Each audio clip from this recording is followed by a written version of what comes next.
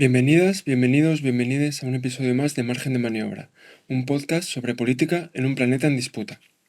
Y si vamos a hablar de política en un planeta en disputa, probablemente no haya una más profunda ni con una capacidad mayor para dejar su huella en el planeta que la disputa encarnada, a veces de manera velada y a veces de manera explícita, por la transición energética.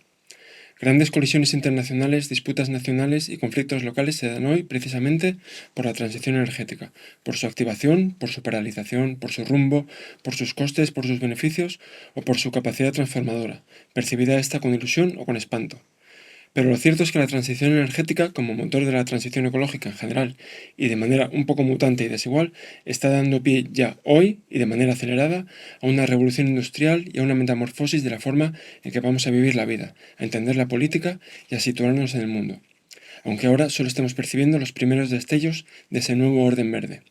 La era del petróleo y los combustibles fósiles, con toda la sustancia que trae aparejada, está dando pie a la era del sol y del viento, no exenta de contradicciones y conflictos. Pero aunque la transición energética está abriendo el futuro a embestidas, eso no significa que todo el mundo se haya subido al barco de las energías renovables. Hay incluso quienes han bajado el barco habiendo estado dentro hasta hace bien poco. Por mucho que el futuro se vaya a construir con aerogeneradores y paneles fotovoltaicos, por mucho que unos mínimos democráticos solo puedan sostenerse rompiendo con los regímenes fósiles parcial o totalmente autocráticos, por mucho que los datos y la ciencia apoyen esta posición, eso no implica que la transición energética tenga todo hecho. En España, en Europa y en el mundo, esta transición energética le quedan muchas batallas que dar antes de llegar a buen puerto. Y para hablar de todo ello, estamos con Cristóbal Gallego y con Daniel Carralero, coautores, junto a Marta Victoria, que no está aquí porque está en Copenhague y es un poco complicado traerla, de Un lugar al que llegar. Muchas gracias, Daniel y Cristóbal, por venir a este episodio de Margen de Maniobra. Un gusto. Muchas gracias por invitarnos. Por dejarlo todo meridianamente claro, Un lugar al que llegar se ha publicado en la editorial Levantafuego, de la que yo soy coeditor, o sea que no soy una parte, no soy muy imparcial en esta entrevista, en esta conversación, pero bueno, vamos a intentar que la conversación no sea demasiado propagandística. Para empezar, una cosa que me gustaría hablar con vosotros es que, bueno, vosotros ya lleváis bastante tiempo trabajando en la política de la transición energética, desde vuestros puestos como investigadores, pero también implicándoos políticamente. Y ya no recuerdo si es en el libro o si fue en alguna presentación, en alguna conversación que hemos tenido, hemos hablado bastante de cómo en los últimos, digamos, 10 años, la política de la transición energética, para el ámbito de la izquierda muy en general, ha ido cambiando bastante, ¿no? Incluso la conversación y las perspectivas que se tenían sobre lo que iba a significar la transición energética. Entonces quería, como para empezar, que si nos pudieras contar en qué ha consistido esta transformación, eh, cómo era la conversación sobre la transición energética y cómo es ahora y qué creéis, qué pasos se han dado entre medias, qué hitos ha habido para que esa conversación haya ido cambiando. Sí, yo creo que se ha producido una transformación muy importante. Efectivamente, esto lo comentamos un poco en la introducción del libro, porque la visión de lo que iba a ser la transición, bueno, la visión tanto política como social de la transición ha cambiado radicalmente en 20 años, ¿no? Cuando nosotros empezábamos a hablar de estas cosas hace algo menos de 20 años, la transición era una especie de cosa que iba a pasar en el futuro, una cosa con unas tecnologías que estaban todavía por inventar y que un poco como era tan lejana, pues cada uno se la imaginaba como quería y la plasmaba un poco como quería también, ¿no? Eso significaba que había gente que básicamente creía que no iba a suceder nunca, pues en general la gente que defendía los intereses fósiles, y luego, pues en general, desde el movimiento ecologista, pues se inventaba, bueno, se quería pensar en una transición que iba a tener pues todos los añadidos de democratización de la energía, de desmontar el oligopolio eléctrico, de desmontar el capitalismo, según a quien le preguntaras, ¿no? Em, entonces hemos pasado de esa situación en la que era algo prácticamente de ciencia ficción o de política ficción a la situación de hoy en día, que es que la transición ya está sucediendo, ¿no? Y claro, por el camino pues ha habido un montón de cosas que han cambiado mucho. La primera de ellas, bueno, hay dos factores que han producido esta revolución. La primera, indiscutiblemente, es el abaratamiento súper rápido y en muchos casos inesperado de las energías renovables, que lo ha posibilitado, ¿no? Hace 20 años las energías renovables todavía eran mucho más caras que las energías convencionales, y hoy en día ya no es así, y por eso se están desplegando tan rápido. Y luego, bueno, un poco al hilo de esto y en paralelo, pues se ha ido produciendo el desarrollo de ciertos proyectos políticos relativos a la transición. En particular, pues yo creo que el más importante quizás haya sido el Green New Deal, ¿no? que ha hecho que pasemos de quizá las primeras plasmaciones políticas más o menos realistas de lo que podríamos llamar una transición fueron los paquetes de estímulo verde que hubo en torno a la crisis de 2008, ¿no? En la que se empezó a hablar de que bueno, pues había que hacer políticas keynesianas, el tema digamos de invertir en energías renovables era de lo que te da un mejor retorno en términos económicos, de empleo, tal, pero que todavía eran cosas principalmente centradas en otras cosas, ¿no? O sea, digamos, la parte verde era como una cosa que te llevabas secundariamente, ¿no? Lo importante era, por ejemplo, crear empleo. Y de ahí se pasó pues un poco antes de la crisis del COVID, pues a hablar, ¿no?, del Green New Deal, en el que no, el centro del programa es hacer la transición y además hacer cierto tipo de transición, una transición justa, una transición que defienda a las minorías, una transición que sea redistributiva económicamente. Y yo creo que ese ha sido durante mucho tiempo el motor que llevó al programa político de la transición a la prominencia.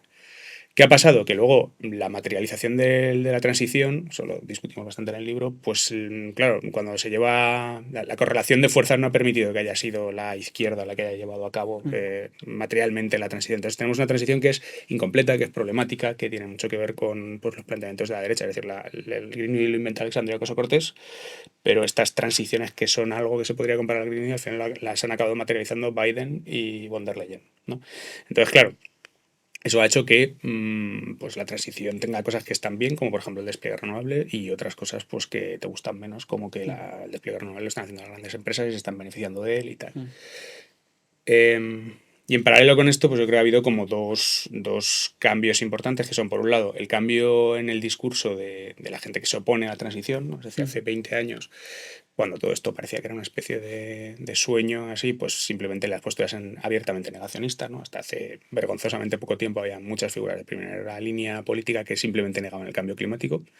Eso hace algún tiempo dejó de ser aceptable, ¿no? Y se pasó a estrategias retardistas, en las cuales, pues, o sea, todo era como más civilino, y entonces en principio todos estábamos de acuerdo en que había que hacer la transición, pero... ¿Qué es el retardismo? ¿Se lo puedes explicar?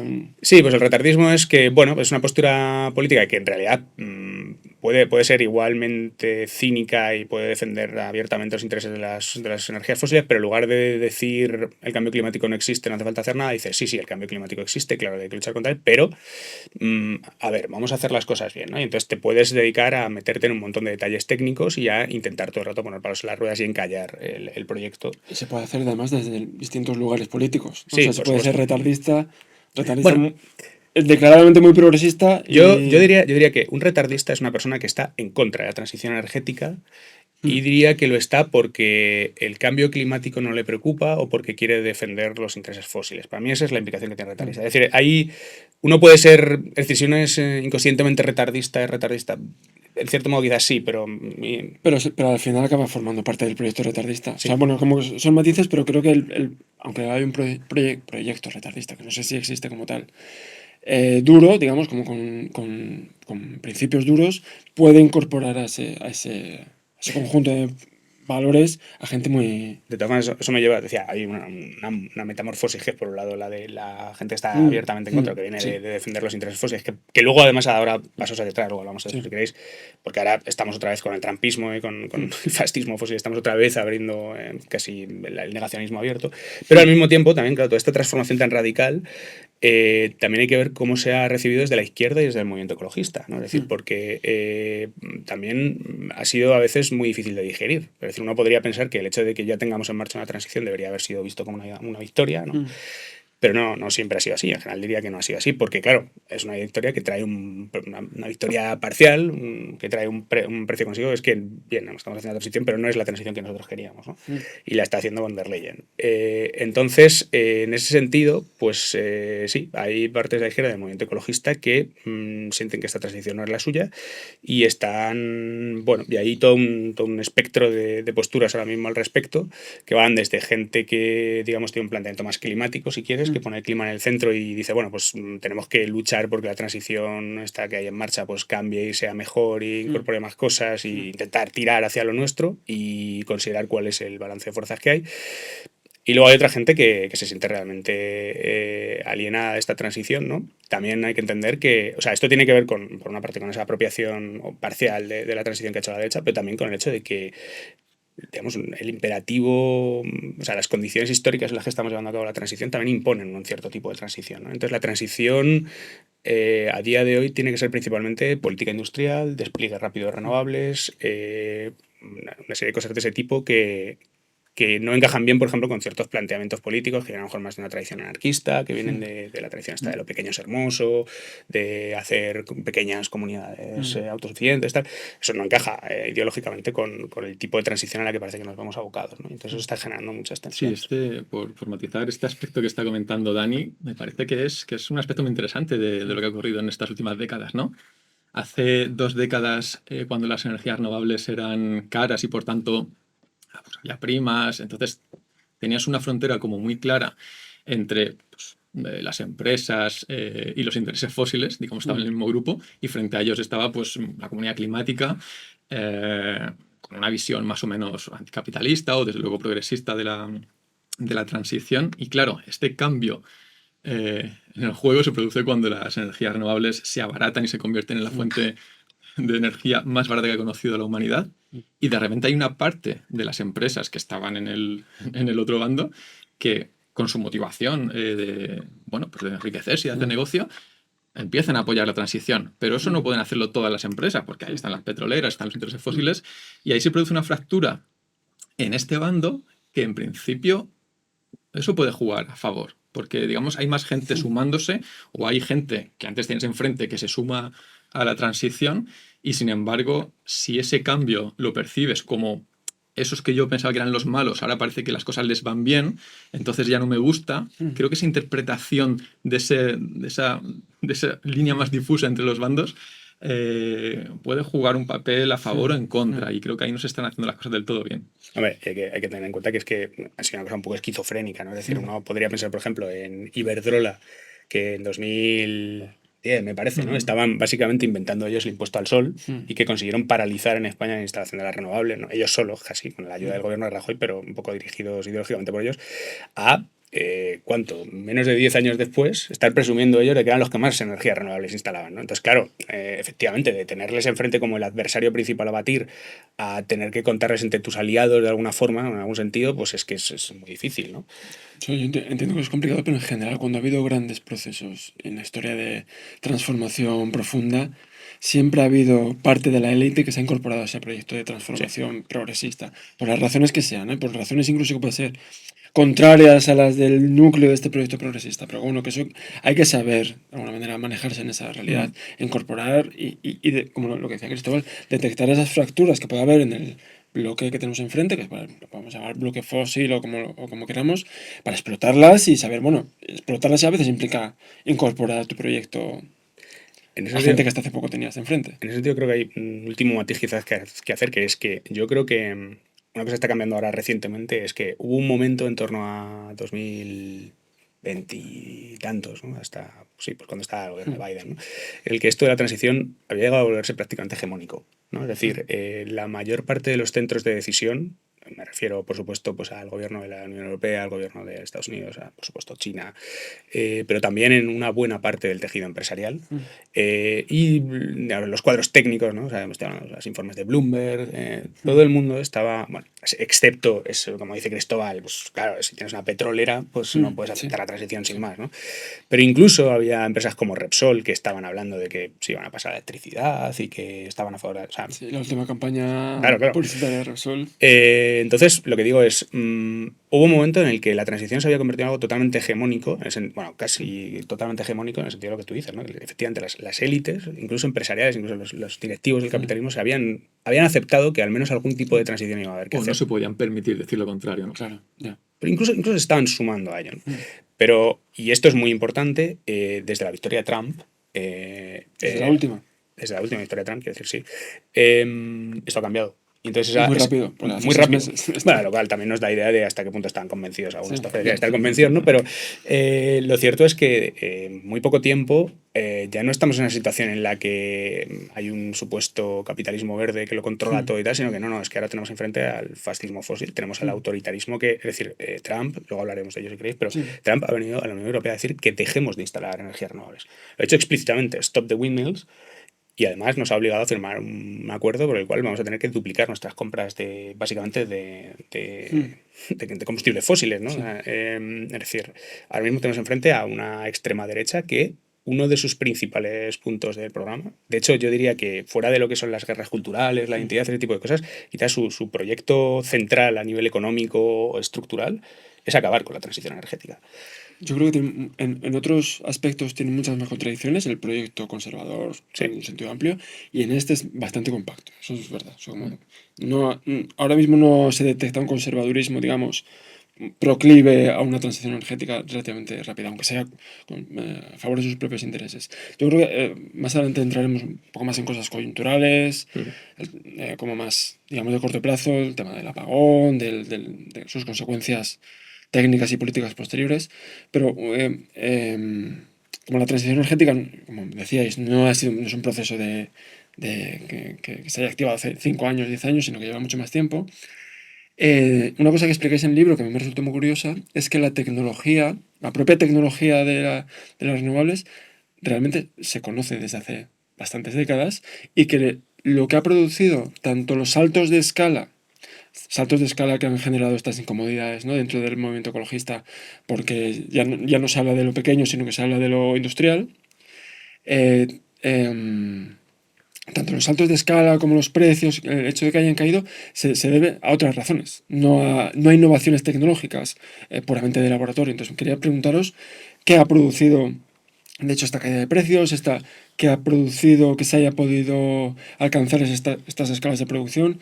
No sé si en algún momento hablaremos de China, lo que ha supuesto China, a nivel de escala, pero bueno, que no ha sido solamente, como eso, innovaciones de laboratorio.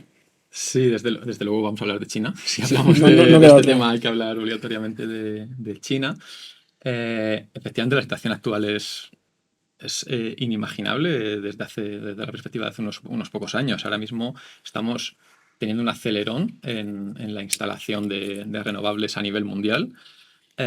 Y es un acelerón que nos acerca a la velocidad de crucero que necesitamos, digamos, para una descarbonización a tiempo según los parámetros que nos da la ciencia, según el Acuerdo de París, ¿no? Entonces eso es ilusionante, porque no siempre se ha vislumbrado que llegaríamos a tiempo a alcanzar esa velocidad de crucero. Y ahora nos empezamos a acercar. Por dar un dato, a día de hoy hay unos 2 teravatios de energía fotovoltaica instalada en el mundo, y eso es 10 veces más de lo que había hace 10 años solamente. Entonces, eso es esperanzador. Y llegar a este punto, pues obviamente se debe a un abaratamiento brutal de estas tecnologías, sobre todo solar, fotovoltaica y eólica, y estas cosas no ocurren por azar. Es una cosa que intentamos dejar muy clara en el libro, no es algo que surge porque haya habido un descubrimiento en un laboratorio revolucionario que haya... No, estas cosas son consecuencia de una serie normalmente de políticas, pero sobre todo de posturas que se han mantenido durante mucho tiempo y que van encadenadas. Primero, durante muchos años, bueno, pues en el mundo se ha dedicado, en la Unión Europea ha participado mucho de esto, ¿no?, a invertir dinero en investigación, en tener, digamos, todo un ramillete de tecnologías sin tener muy claras cuál va a ser digamos, la que acabe madurando más rápido, pero poniéndolas un poco todas invirtiendo un poquito en todas para ver el potencial que van teniendo, y en un momento dado, cuando ya se pasa digamos, de ese laboratorio donde se está investigando al siguiente paso, que es la escala industrial, entonces de nuevo necesitas, bueno, pues políticas, sobre todo políticas públicas que sean sostenidas en el tiempo y que garanticen un cierto apoyo durante un tiempo para producir un fenómeno de escalado. Y esto es fundamental. Y es este fenómeno de escalado donde se está produciendo, donde ya, digamos, recogen los frutos primero de la fase de investigación, y si lo haces más o menos bien, pues obtienes esta reducción exponencial y muy rápida del coste. Y aquí hay que hacer algunos comentarios. Primero, insistir en la importancia del sector público, del apoyo público en todo este tiempo, en todas estas fases. Por tanto, lo que vemos ahora es resultado de todo esto. Este abaratamiento ultra rápido que estamos viendo no puede darse por hecho que vaya a suceder con cualquier tecnología. Es decir, hay algunas características, por ejemplo, la modularidad de la fotovoltaica, el hecho de que las células fotovoltaicas son algo que tienes que repetir millones de veces. Eso te permite aprender mucho del proceso y, por tanto, tener tasas de aprendizaje, que es cuánto se abarata cada vez que duplicas la potencia instalada. Pues una tecnología modular como la fotovoltaica es mucho más susceptible de experimentar esta reducción de costes de lo que lo puede ser, por ejemplo, la nuclear, ¿no? Por tanto, ¿Y por qué la nuclear es menos susceptible Bueno, porque de estos tú haces abaratamientos? 1 millón de células para hacer unos cuantos paneles, pero no haces 1 millón de reactores nucleares, ¿no? Claro. Entonces, la repetición es Mm, mucho menor porque digamos, la tecnología es mucho mayor de escala, ¿no? mm, Hacer un reactor es muy costoso, te lleva 10 15 años y con eso aprendes un poquito quizá a mm, hacerlo mejor la próxima vez, pero a lo mm, mejor... Pero se puede decir casi que cada reactor nuclear pues, es un proyecto singular en sí mismo. Hay Claro. algunas cosas que se repiten, pero no tantas. Y luego al final, pues no sé, es que en el mundo hay 300 reactores nucleares, mientras que la mayoría de los componentes de una central fotovoltaica se han fabricado miles de millones de veces. Pues es que Ujú. no es comparable el abaratamiento que puedes lograr, mm, no solo por el proceso de aprendizaje, sino porque, bueno, pues cuando uno hace miles de millones de unidades de una cosa, pues puede permitirse la inversión de capital necesaria para hacer una fábrica con un robot gigantesco que lo haga todo súper mm, rápido y te lo haga mucho más barato. Eso no es impensable en un reactor nuclear. De hecho, esto pasa en otras industrias, ¿no? Es decir, pues, por ejemplo, la industria de aviación pues, tiene un poco algunos de estos problemas porque al final hace cientos de unidades de las cosas que fabrica, ¿no?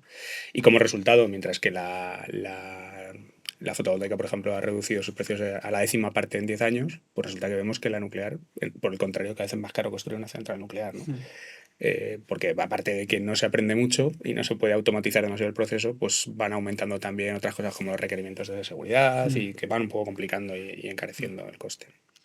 Y por terminar y dar un dato más y conectando con lo que decía al principio, estas políticas públicas, esta estrategia con visión a largo plazo eh, que logra este escalado, el ejemplo singular es China, mm, claramente.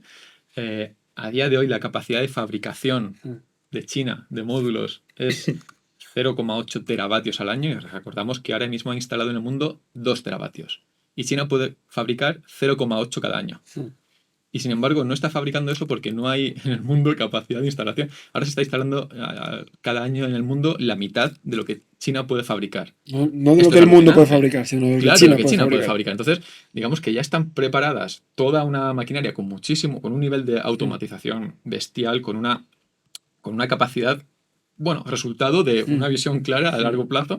Y esto supone, seguramente vamos a hablar de eso, un desafío para actores como la Unión Europea, mm, porque ahora ¿qué papel tiene que jugar? Tiene que aprovechar esos costes mm, bajos y depender de una tecnología extranjera, tiene que mm, intentar replicar un camino que ya ha hecho China, pero yendo por detrás y por tanto mayores costes. Esto mm. es un conflicto y el papel que juegue, digamos, tu objetivo climático es fundamental. En mi opinión, tiene que estar en el centro el objetivo que sea la descarbonización cuanto más rápida Mm. mejor. Aunque estemos de acuerdo con que la descarbonización tenga que ser eh, todo lo rápida posible, ya no solo por una cuestión de la propia descarbonización, sino que probablemente para que la transición ecológica en su conjunto sea justa, esta descarbonización tiene que ser rápida, porque cuanto antes descarbonicemos, más probabilidades hay de que tengamos un planeta estable y las condiciones mínimas para una política ya ni siquiera emancipadora, sino de unos mínimos democráticos. Pese a que esto sea así, y ahora sí que entramos un poco en la coyuntura política, los conflictos de la transición, que hay varios, ¿no? Habéis apuntado el tema de la Unión Europea, del acuerdo que parece ser que no se sabe si lo ha firmado, si no lo ha firmado von der Leyen con Trump, en qué estado está realmente ese acuerdo, en qué consiste realmente ese acuerdo. Lo que ha salido a la luz no es especialmente alentador, pero bueno, hay varios conflictos respecto a la transición energética a distintas escalas. Uno que estamos viendo en distintas partes en España, de manera bastante enconada ya desde hace unos cuantos años, ya no es una cosa de pocos meses, es el que nace, de hecho, específicamente el despliegue de las renovables, ¿no? El despliegue en los territorios, en distintas regiones, en distintos lugares. Ha habido muchas expresiones mediáticas de este conflicto, ¿no? Sobre todo a raíz del apagón, por ejemplo, ha habido como bastante empuje por parte de los lobbies fósil y nuclear contra el despliegue de las renovables. Y incluso hay quien ha dicho que se ha instalado demasiado y de manera absolutamente desordenada y que se ha integrado de manera un poco caótica en el territorio. Entonces quería preguntaros cuál es la situación real en España en el tema del despliegue de renovables, si se ha hecho mucho, si se ha hecho poco, de qué manera se ha hecho. Y una cosa como bastante fría o bastante técnica, que se suele hablar es que eso, si se está instalando demasiado, realmente cuánto territorio se va a necesitar para instalar renovables y cuánto territorio se ha utilizado hasta ahora y qué tipo de territorio, creo que también es un dato importante, ¿no? Sí, bueno, lo primero quizá que habría que decir es que siempre ha habido mensajes, digamos, contra las renovables supuestamente técnicos, a veces interesados y a veces simplemente por desconocimiento, ¿no? En los años 2000, por poner un ejemplo rápido, cuando la eólica estaba empezando a arrancar, pues los ingenieros expertos decían que sería imposible que la eólica generase más del 1 o 2% instantáneo, ¿no? de la demanda eléctrica. Y bueno, 10-15 años después se han hecho los deberes y se alcanzan sin ningún problema porcentajes superiores al 60% de la demanda instantánea solo con eólica, ¿no? Entonces, bueno, pues las cosas no son de la misma manera, pues a raíz del apagón han salido mensajes muy rápidos, muy infundados, sabemos a día de hoy, ¿no? De que las renovables nos hayamos pasado y ahora sabemos que no tiene nada que ver con el apagón. El apagón tiene otras causas. Obviamente, descarbonizar el sector eléctrico es una tarea compleja porque el propio sistema eléctrico lo es y eso requerirá de nuevo pues, hacer los deberes y continuar. En cualquier caso, no se sostiene el mensaje de que hayamos instalado demasiado. Pues respondiendo entonces a tu pregunta, la situación actual en España es la siguiente. Tenemos unos 30 gigavatios instalados de eólica y unos 30 de fotovoltaica, es decir, 60 gigavatios de renovables no gestionables. Aquí no voy a hablar de la hidráulica, que como sabemos es muy cómoda, es gestionable y juega a tu favor en el tema de las fluctuaciones eólica y solar. Y para 2030, esos son 5 años, el objetivo del PNIEC es duplicar estos 60 gigavatios a unos 120, 130. ¿Qué es el PNIAC? Si puedes... Sí, claro, el PNIEC es el Plan Nacional Integrado de Energía y Clima, que son los compromisos que España ha puesto sobre un papel y la manera de alcanzarlos de cara a contribuir al objetivo de la Unión Europea, que es el actor que firma el Acuerdo de París, ¿no? Uno de los...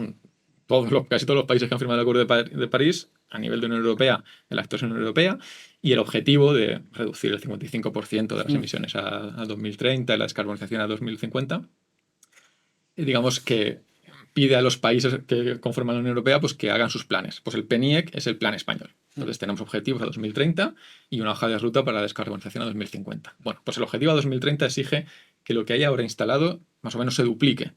Y eso significa, bueno, pues ir a unas tasas de instalar cada año una potencia relevante.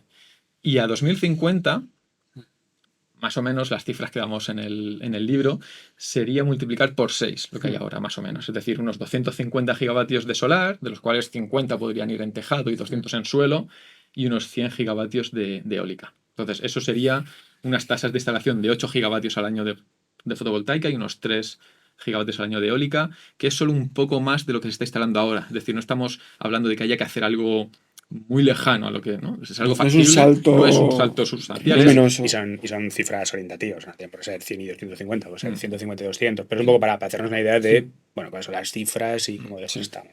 Entonces, esto implica unas tasas de instalación pues, son elevadas, pero que no son imposibles, y por supuesto, como todo, pues instalar renovables tiene impactos. Entonces, la línea cero, digamos, de cualquier plan, en nuestra opinión, tiene que pasar, pues por supuesto, por fomentar la eficiencia, por tener un control un consumo, una demanda eléctrica pues eficiente, moderada, instalar todo lo que se pueda en tejados.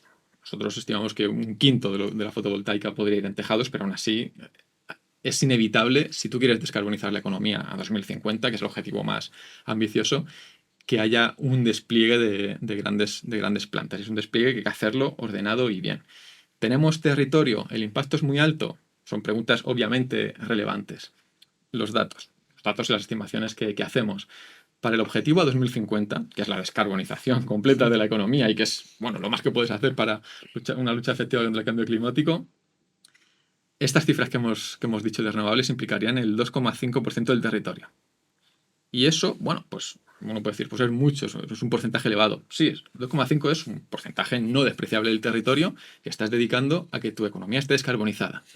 Si lo comparas con otros usos del territorio, pues en España la superficie agraria útil es del 45% del territorio.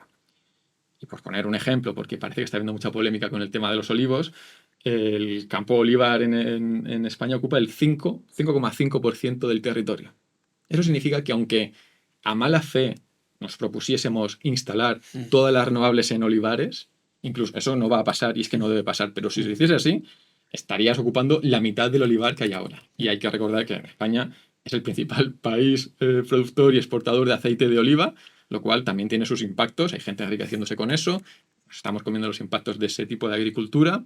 Pero en cierto modo, bueno, eh, el, hay muchos mensajes que tienen que ver con que las renovables están amenazando el campo en España que yo creo que no se sostienen a cifras globales. Obviamente luego hay que ir caso por caso y, por supuesto, no permitir que se hagan malas prácticas. Eso, por supuesto, ¿no?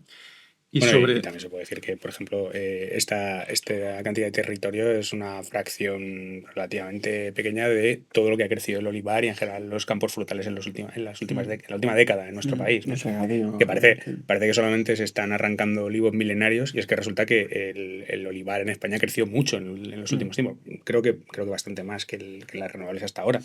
Entonces, quiere decir que es sí, es un que, olivar de regadío que también es mucho más claro, exigente, con un impacto ambiental también mucho mayor, ¿no?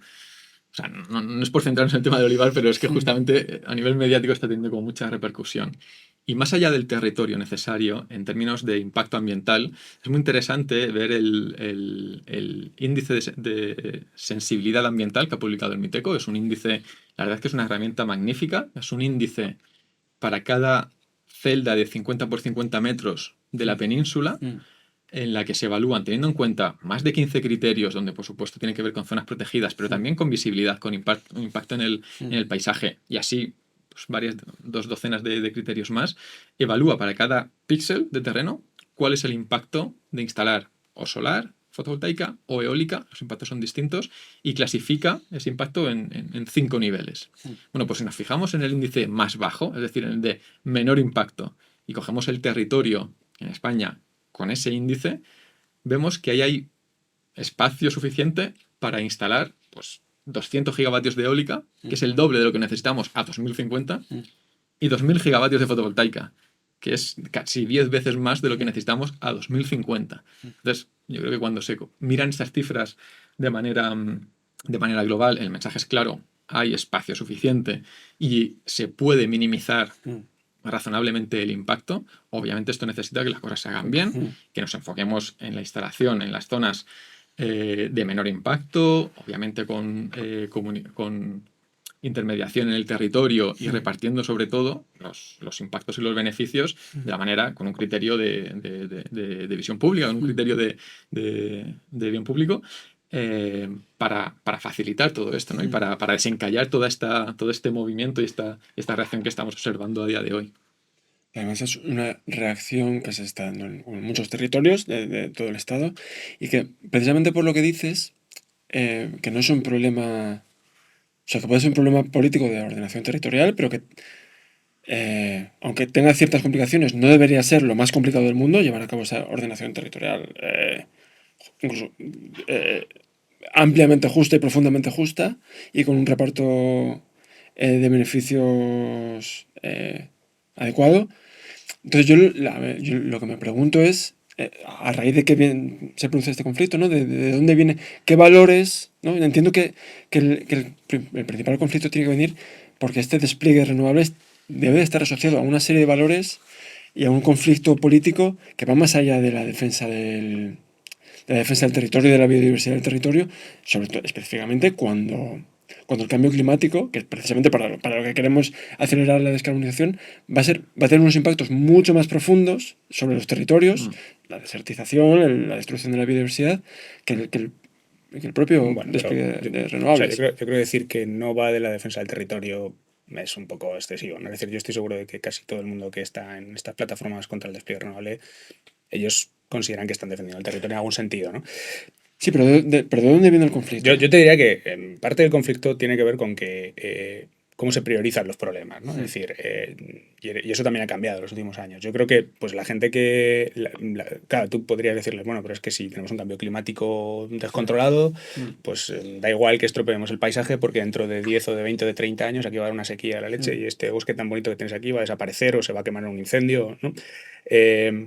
Pero pues supongo que la gente está priorizando más así el corto plazo y el defender ahora mismo el paisaje o las especies. La gente está muy preocupada por los pájaros, ¿no? Esto tampoco es un conflicto nuevo en el ecologismo, ¿no? O sea, quiero decir, ya hace 30 años había una división entre cierta visión del ecologismo que podríamos llamar más conservacionista, ¿no? Y que estaba más enfocada en la conservación de ciertas especies, de los ecosistemas, de los parques, tal, y otra visión más estructural que lo que quería era influir en cambios en la economía, en el modelo económico, tal. Entonces, esta tensión dentro del ecologismo siempre ha existido, tampoco es nueva.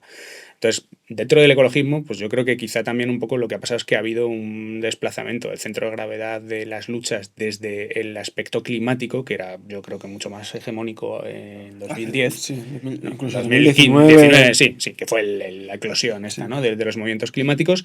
Y eso, por una serie de motivos, algunos dentro del proyecto ecologista y otros fuera, también tiene que ver con el asalto que ha recibido desde la extrema derecha, pues se ha ido desplazando, ¿no? Y luego, bueno, además hay un cóctel mezclado de cosas muy complicadas. Es decir, por ejemplo, en particular, si hablamos del mundo rural, pues hay una serie de malestares que tienen que ver con, pues, en parte con el cambio climático, los efectos del cambio climático, en parte, pues, con todos estos procesos de cómo se vive en el campo y hasta qué punto es practicable vivir manteniendo ciertas prácticas que se hacían hasta ahora, desde hacía algún tiempo, ¿no? De industrialización, de fertilizantes, y cómo estos malestares también están siendo aprovechados por la extrema derecha. Es decir, de este ciclo de protestas del sector agropecuario que vimos hace pocos años, pues podían partir de posturas legítimas como, pues eso, es que realmente en algunos sitios del campo es difícil vivir, ¿no? Y se han acabado convirtiendo, al menos mediáticamente, en un escaparate del programa de la extrema derecha, ¿no? Y en una campaña contra los objetivos de la Agenda 2030. Entonces, ¿esa gente está defendiendo el territorio o no está defendiendo el territorio? Pues supongo que ellos entienden que sí, y en cierto modo sí. Pero también, por ejemplo, pues hay que reconocer que hemos dejado mucho terreno a la extrema derecha para que sean, o parezca que son los únicos que tienen algún tipo de programa para el mundo rural, ¿no? O sea, yo creo que hay una mezcla muy, muy complicada de cosas. Luego tienes pues gente que vive en la ciudad y que tiene unos planteamientos, en mi opinión, muy idealistas de cómo debería ser la transición energética y que, por ejemplo, pues por una línea roja en todo lo que no sean paneles fotovoltaicos sobre un tejado a mí no me vale. Y esa gente a lo mejor... Lo que decía Cristóbal, que por mucho que cubrieses las grandes Claro, ciudades claro. de placas solares, Es que los números están ahí, es que eso no da.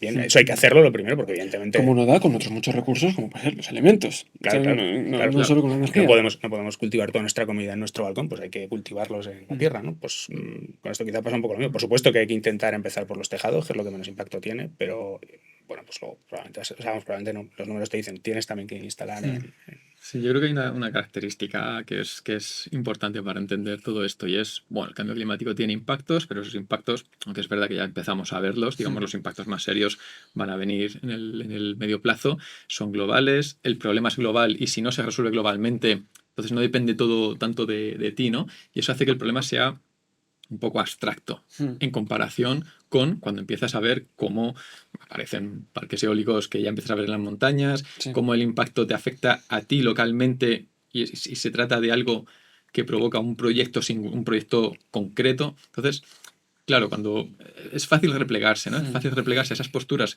para cosas concretas y para causas. Yo creo que también el ecologismo aquí tiene un riesgo y es eh, frente a un problema tan grande con el cambio climático y que va a ser tan difícil declarar una victoria en algún momento, es mucho más fácil replegarse a problemas concretos, locales, que te puedan dar pequeñas victorias que tú puedas, en las que puedas fortalecerte, ¿no?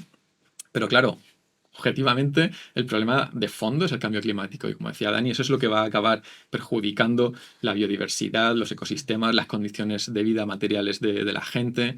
Entonces, creo que ahí, bueno, falta, no sé, pedagogía, altura de miras. Sí. Bueno, un ciclo político, es decir, en 2019 teníamos un movimiento climático global que tenía una fuerza tremenda y que fue uno de los que impulsó este hecho de que ahora tengamos la transición, en parte políticamente tiene que ver con ese movimiento global, lo cual sería una clara victoria de ese movimiento, ¿no? Aunque sea parcial.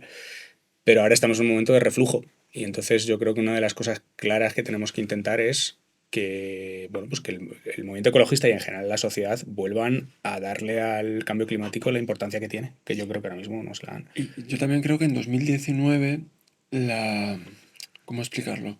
Como la perspectiva política seguía siendo en parte un poco abstracta y, como decía Cristóbal, y en parte por eso era un poco más difícil oponerse a ella. Seguía siendo contarle la verdad a los políticos, no el mensaje de Greta Thunberg como tan enfurecido contra los políticos adultos y demás.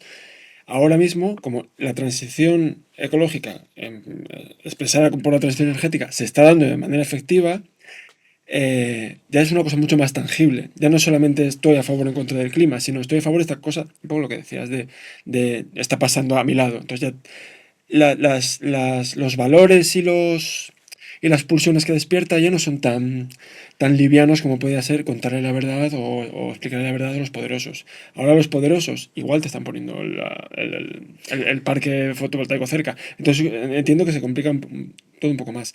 Y además hay una cosa que es lo que hablábamos o sea, de la defensa del territorio, no defensa del territorio. La transición energética no cae en el vacío, sino cae en un mundo que ya pues, cuenta con sus desigualdades territoriales, todo el tema de la España vacía y demás, con desigualdades territoriales que en España además tienen en otros muchos más sentidos, no solo del vaciamiento, no solo el conflicto rural-urbano, sino conflictos de territoriales de los nacionalismos de España y demás. Entonces, como que hay unos conflictos territoriales y otra serie de desigualdades que se solapan con la transición energética. Entonces, ¿cómo consigues encajar eso? No siempre se da de una manera armónica y perfecta. Lo que a mí me puede... o sea, hay muchas cosas preocupantes si te importa que la transición sea acelerada. Pero una cosa que me puede llegar que me preocupa, sobre todo desde el campo desde el que hablamos, ¿no? Como la gente preocupada por el clima y por el ecologismo, es que esperemos de la transición energética que resuelva todos esos problemas. Como que resuelva los problemas territoriales. O que la propia transición energética resuelva el conflicto urbano-rural. Me parece esperar demasiado. Ya la transición energética ya va a hacer mucho, va a cambiar la matriz energética del planeta entero, si se da bien, que ya bastante es, un proyecto bastante ambicioso me parece, como para que además resuelva toda una serie de conflictos por sí misma. Entonces, como que hay muchas veces que esperamos incluso específicamente de la transición energética, ya no solo de la transición ecosocial en general, sino de la transición energética, que se dé de manera justa en sí misma y que resuelva otra serie de injusticias sobre las que cae. Me parece como esperar un poquito demasiado. Hombre, eso yo te diría dos cosas. Una, tiene que ver en parte con eso que decía yo al principio de que, bueno, cuando se imaginaba la transición hace 20 años había una serie de cosas que unos atributos que se esperaban de ella.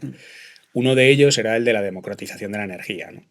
Y eso sí que parece una de las cosas que uno razonablemente puede esperar de la transición y que no están sucediendo, ¿no? Eso, por ejemplo, sí me parece más razonable. Y bueno, y eso tiene que ver, pues eso, esto de la modalidad de los paneles fotovoltaicos quiere decir que uno ahora podría razonablemente producir su propia energía y podríamos romper el oligopolio y tal, aunque, pues evidentemente, la manera en la que se ha llevado a cabo la transición o se está llevando a cabo la transición está intentando esquivar este proceso, ¿no? Pero esto es algo que sí se podría esperar.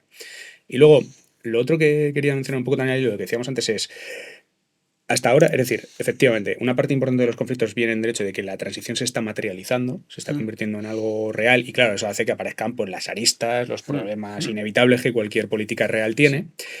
Pero tengo la sensación de que no sé tampoco muy bien por qué es decir, la transición trae cosas, al materializarse, cosas malas y debería traer también cosas buenas, ¿no?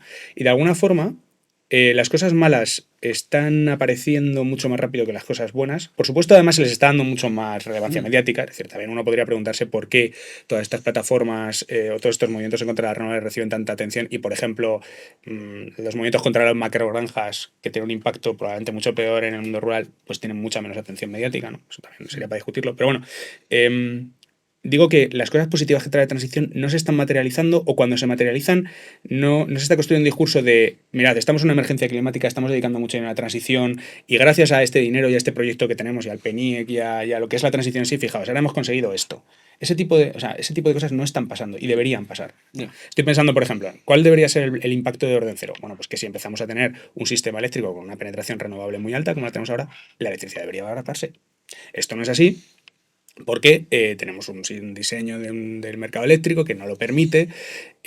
Incluso se consiguió hasta cierto punto con esto de la excepción ibérica y tal, pero pues una cosa que uno debería esperar de la transición energética es que, claro, no podemos seguir funcionando con un mercado eléctrico que está diseñado para cuando todas las fuentes de generación eran fósiles y tenían unos precios parecidos y unos mecanismos de entrada en el mercado parecido. Si está el sistema marginalista, pues probablemente habría que reformarlo.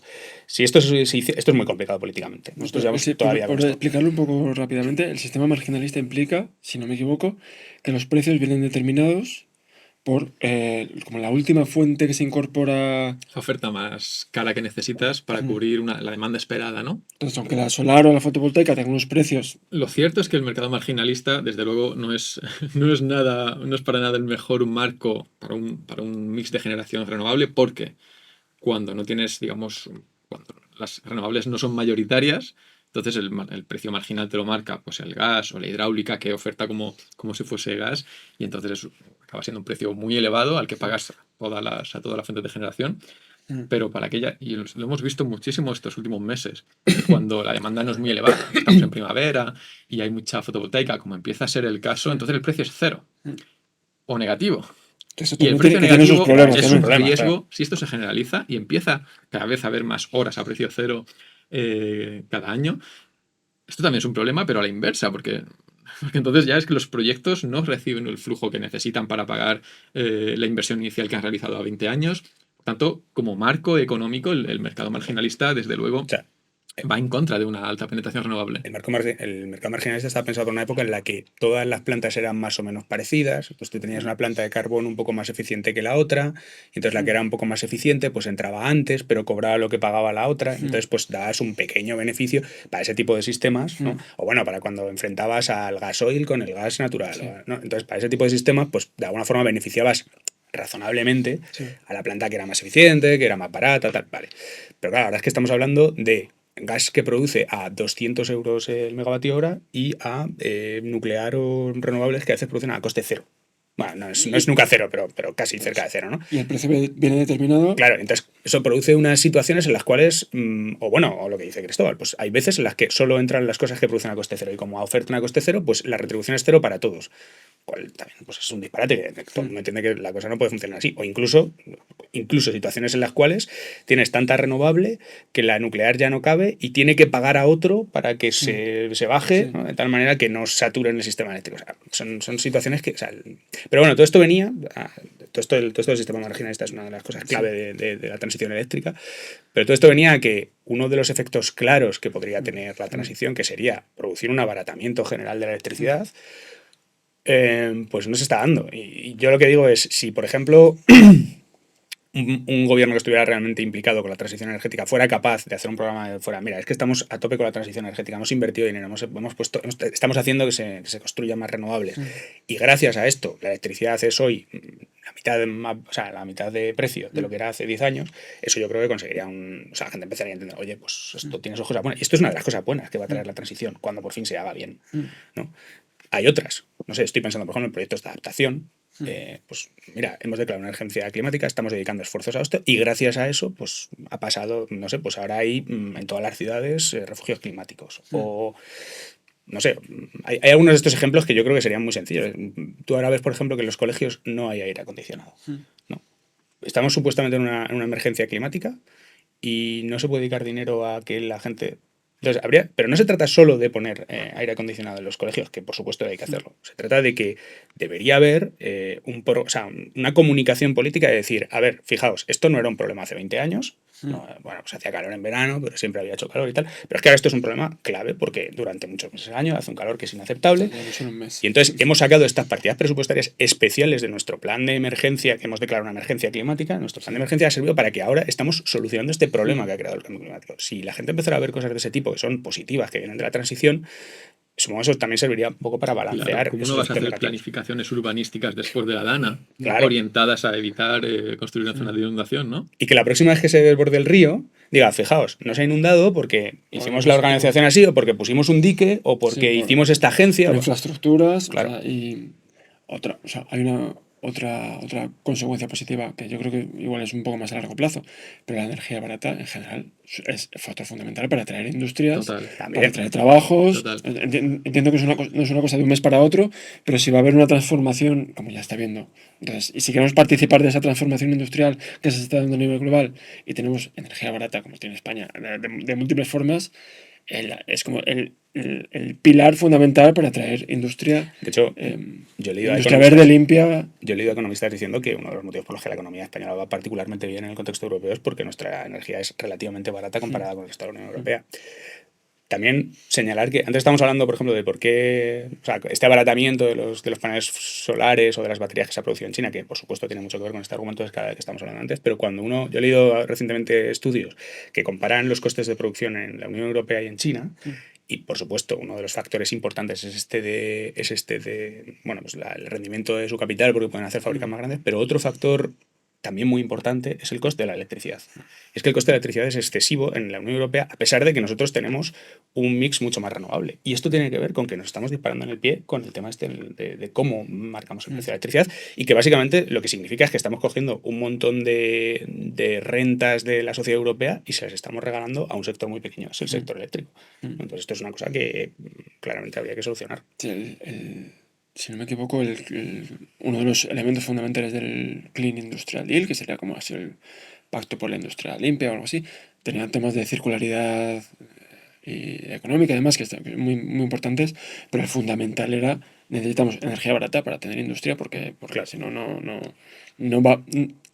Ya no es solo por un fetiche de la industria, que muchas veces como a la industria de nuevo se le asocian valores como prosperidad y trabajo, que efectivamente puede ser así, sino que es que esta revolución industrial que ya se está dando, o te enganchas a ella o te descuelgas, y dentro de 10 años va a ser mucho más difícil Sí, reengancharse de además nuevo. hay un poco de... Hay una especie de simbiosis, porque esta reindustrialización y esta electrificación de algunos sectores industriales, por supuesto, con electricidad barata va a ir todo mucho mejor, pero requiere también de una cierta visión a medio plazo, porque ahora mismo hay tecnologías o industrias cuya electrificación pues es cara, pero eso es una inversión muy inteligente a medio plazo para acabar teniendo dentro de unos años, pues estar en una situación favorable y muy distinta por ejemplo, no sé si conocéis en Reino Unido, el último alto horno para acero, que es un alto horno que funciona con carbón, que lo han tenido que nacionalizar porque si no, porque la empresa que lo tenía no era rentable.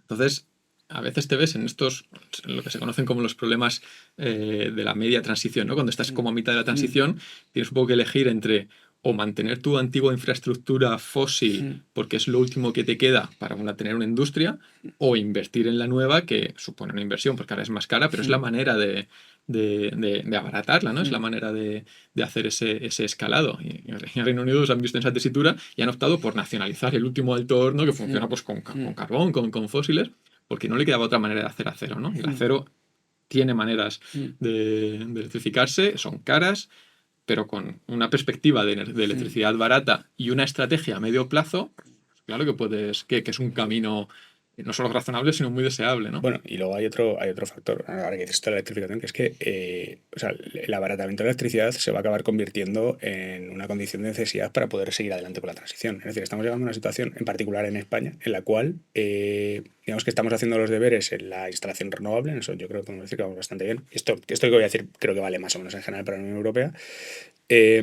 Pero no estamos avanzando en la electrificación. Entonces nos estamos encontrando con episodios de estos en los cuales hay tantas renovables que ya no podemos utilizar la electricidad. Entonces ahí lo que está fallando, bueno, si pasa solo en España, pues se puede exportar. Pero si eso empieza a pasar cada vez más y empieza a pasar a una escala europea, pues eso supone un freno a las renovables, porque no te sirve para nada seguir instalando renovables si no estás, claro, si no estás absorbiéndolo con una electrificación de otros sectores. Pero a su vez, esa electrificación de otros sectores solo puede hacerse si la electricidad es barata. Bueno, al menos el hecho de que sea barata lo lo facilita mucho, ¿no? Es un círculo Claro, virtuoso. claro, es decir, pues, por ejemplo, piensa que tú te vas a comprar un coche eléctrico. Pues claro, no es lo mismo que tú el coche eléctrico lo puedas recargar a 20 euros el megavatio hora que lo tengas que cargar a 100 euros el megavatio hora. Eh, y quien dice eso dice, pues, tú echas tus cuentas de en cuánto tiempo recuperas la inversión de poner una bomba de calor en tu casa y depende mucho del precio de la electricidad. Tú tienes un alto horno, lo que dice Cristóbal, hacer un alto horno eléctrico, pues supongo que uno de los factores importantes a la hora de decidir si es rentable o no es cuánto cuesta la electricidad con la que lo vas a alimentar, ¿no? Entonces, el hecho de conseguir una electricidad más barata que te permite en realidad las energías renovables es clave para electrificar otros sistemas que a su vez te permiten seguir instalando más energías renovables, ¿no? Sí, además es que empezamos a estar. Estos episodios de precio cero que comentaba son el resultado de tener 30 gigavatios de fotovoltaica, que es un poco el mínimo, bueno, la media de la demanda eléctrica.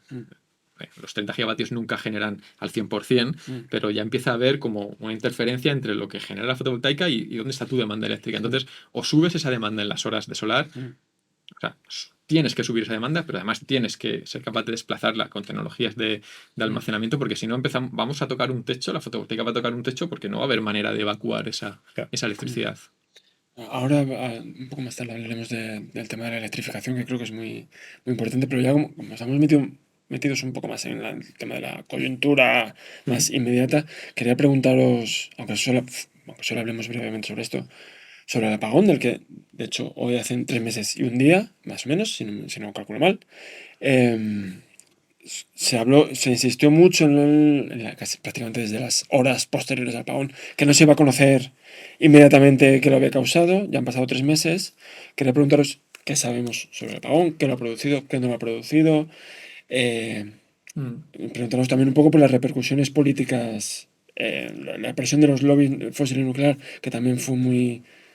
Hubo, no sé si 2 o 3 días después, un montón de portadas saliendo, insistiendo de nuevo, la integración un poco caótica de las renovables. Bueno, ¿qué sabemos y qué no sabemos? Eso de que no se sabía, que se dijo desde el principio que no se sabía lo que lo había causado, hubo mucha gente que salió al día Al día siguiente, a los 5 minutos a explicarnos exactamente lo que había porque pasado. tenía la explicación ya. Sí. Bueno, a ver, desde luego el apagón ha sido algo histórico de lo que se va a hablar durante años y de lo que se va a poder aprender mucho, ¿no? Yo creo que una de las lecciones importantes que ha trascendido a la sociedad es que mientras que damos por garantizado el suministro eléctrico y enchufamos algo y la electricidad está ahí, ahora sabemos que el sistema eléctrico es una cosa muy compleja. Es decir, mantener un sistema que tiene un nivel de instalaciones, de infraestructura enorme, con unas restricciones técnicas totalmente duras, porque tienes que mantener casi instantáneamente generación y demanda, y para eso hay un montón de sistemas funcionando, hay un montón de procedimientos de operación, un montón de actores involucrados. Mantener el abastecimiento de electricidad 24 horas al día es algo muy complejo, y es algo que se está haciendo. Como hemos dicho, el sistema eléctrico está en un proceso de transformación y estamos pasando de tener un sistema basado en combustibles fósiles a uno basado en renovables y, por tanto, basado en fuentes intermitentes, y todo esto pues, aumenta la complejidad y estamos aprendiendo lecciones y todavía hay que hacer muchas cosas. Lo que hemos aprendido también meses después, ya con informes técnicos sobre la mesa, oficiales, de agentes independientes, es que el apagón en contra de lo que se dijo al día siguiente, no lo han provocado el supuesto sobredimensionamiento de las renovables. Y también sabemos que es posible operar un sistema eléctrico con alta penetración renovables y hacer las cosas bien, y es perfectamente estable. Incluso puedes pedir y puedes hacer que estas renovables contribuyan a esta estabilidad. Es que ese día tampoco, o sea, era una generación alta, pero no era tampoco. O sea, había habido días antes que se había producido más, ha habido días después que se ha producido más, ¿no? O sea, no está pasando nada especial tampoco en ese sentido. O sea, una lección o una constatación, porque esto no es nuevo, es, como decíais, hay actores interesados en desprestigiar las renovables, dispuestos a aprovechar el minuto cero, como antes se hacía cuando se criticaban las primas a las renovables, pues aprovechar el momento mediáticamente más potente para lanzar mensajes no soportados técnicamente, aunque a veces incluso se hacen desde una posición supuestamente solvente técnicamente y no lo es. Entonces, meses después llegan las posiciones fundadas que desmienten estas posturas que, por desgracia, ya han copado parte del espacio mediático y luego es muy difícil desmantelar. Estoy seguro, volviendo con el ejemplo de las primas renovables, que a día de hoy sales a la calle y seguro que si preguntas a 5 personas, 2 te dirán que las renovables son muy caras y que hay que estar subvencionándolas, que es una cosa que ya hace años que dejó de ser así, pero que se martilleó mucho con ese mensaje para desprestigiarlo. Entonces, ha sucedido algo parecido.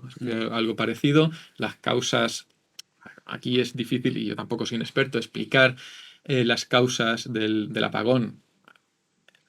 Técnicamente ya se sabe bastante bien que fue un conglomerado de circunstancias. También, oh sorpresa, hemos descubierto que algunos actores que se beneficiaban de mercados de restricciones técnicas, pues estaban cobrando por servicios que luego no dieron, y eso agravó un poco la situación en toda esta situación multifactorial.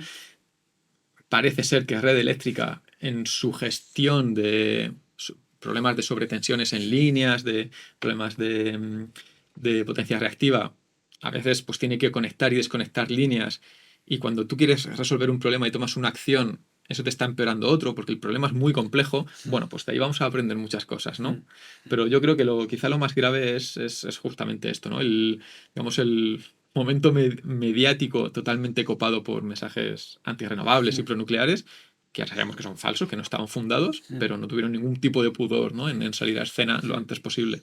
Bueno, yo añadiría una cosa. O sea, ahora que. Primero hay que decir claro que ese mensaje de que la culpa era que había renovables simplemente es falso, ¿no? Y eso ha quedado constatado por los hechos. Dicho esto, otra cosa que también está clara y que hay que tener en cuenta, sobre todo cuando uno piensa en cómo se hace la transición, es que, claro, cuando el sistema eléctrico sufre una transformación como la que ha sufrido en los últimos 20 años, es decir, pasamos de un sistema que está operado con cierto tipo de generación a un sistema que está operado con otro tipo muy diferente de generación que funciona de otra forma, pues inevitablemente hay que añadir, es decir, la forma en la que funciona, los mecanismos de supervisión, una serie de mecanismos técnicos que se utilizan para mantener la tensión, para todo tipo de sistemas, tienen que actualizarse, tienen que cambiar, ¿no? Por ejemplo, esto que decía Cristóbal hace tiempo, sí, nosotros hablamos con ingenieros de estos así, que te decían que era imposible que la eólica pudiera funcionar, porque probablemente ellos aducían razones técnicas que tenían sentido, pero que simplemente pues había que buscarles una solución. Entonces, pues no sé, pues había un problema de la estabilidad de la frecuencia, pues después se han encontrado sistemas que contribuyen a estabilizar la frecuencia, entonces pues tú instalas sistemas de esos y ya está, y no hay problema, ¿no? O sea, no hay ningún motivo. Lo que se demuestra un poco con estos estudios del apagón es que no hay ningún motivo fundamental técnico que te diga, no, por aquí no vas a poder pasar, porque no, son cosas que lo que pasa es que tienes que tener unos mecanismos de supervisión que hagan este tipo de medidas, y tienes que tener pues unas salvaguardas técnicas de este tipo y de este tipo, y ese tipo de cosas pues tienen que ir en unas leyes que se tienen que cumplir, tiene que haber mecanismos de supervisión que hagan que se cumplan esos reglamentos, ¿no? O sea, son cosas quizá no muy épicas, ¿no? Un poco grises, pero que tienen que hacerse, y de hecho Red Eléctrica Española ha hecho un trabajo excelente en las últimas décadas en poco a poco ir implementando ese tipo de pequeños cambios regulatorios, técnicos y tal, para permitir que cada vez haya más penetración renovable. En ese sentido, también es importante destacar que, claro, cuando uno quiere transformar totalmente su sistema eléctrico y hacer este tipo de cambios, pues no es lo mismo, por ejemplo, que hay un sistema público que lo que quiere sobre todo es que se haga una transición y que se haga bien y funcione, a que haya un conglomerado de actores principalmente privados, que además su principal interés es, hombre, claro, nadie quiere que se caiga todo el sistema eléctrico, ¿no? Pero bueno, lo que queremos también es ganar dinero, y entonces vamos arrastrando las pies con algunas cosas y tal. Eso tampoco es lo mismo. De hecho, a mí me gusta sacar a colación el tema de que tampoco es la primera vez que se reforma bastante cómo funciona el sistema eléctrico, ¿no? Es decir, por ejemplo, a partir de los 70, los 80, los 90 hubo una transformación cuando se introdujo la energía nuclear en los sistemas eléctricos en España y en otros países, ¿no? La energía nuclear funciona de una forma muy diferente, por ejemplo, la nuclear, y creo que también algunas grandes centrales de carbón que se empezaron a instalar por aquella época, que son centrales que tienen, digamos, mucha inercia, es decir, para mal, en este caso. Son centrales que tú no las puedes apagar, o sea, si apagas tardas mucho en volver a encenderlas y tal, entonces es muy antieconómico hacerlo. Y por aquella época se empezó a instalar, porque en aquella época además había una planificación pública, se empezó a instalar todos los sistemas de bombeo. La mayor parte de la potencia de bombeo que tenemos hoy en día en España y en otros países se instaló en aquella época. Y se instaló para dar respuesta a que ibas a empezar a tener una parte importante de tu generación que no ibas a poder controlar. porque tú ibas, es decir, pues si bajaba la demanda por la noche y tú tenías las centrales nucleares funcionando, tenías que almacenar esa energía. Entonces se instalaron sistemas de almacenamiento en aquella época, que es exactamente lo que tenemos que hacer ahora, ¿no? Y nadie dijo nada, ni hubo ningún problema, porque pues todo el mundo estaba de acuerdo en que había que instalar nuclear, en el contexto de la crisis del petróleo y tal, ¿no? Bueno, todo el mundo no, pero los que mandaban están de acuerdo con esto. Y bueno, pues entonces alguien se sentó y dijo, vale, y ahora para que funcione bien la red eléctrica, ¿qué necesitamos? ¿Necesitamos almacenamiento? Vale, ¿cómo se hace almacenamiento? Pues poniendo centrales reversibles, y las pusieron. Y con eso, pues en general permitieron que...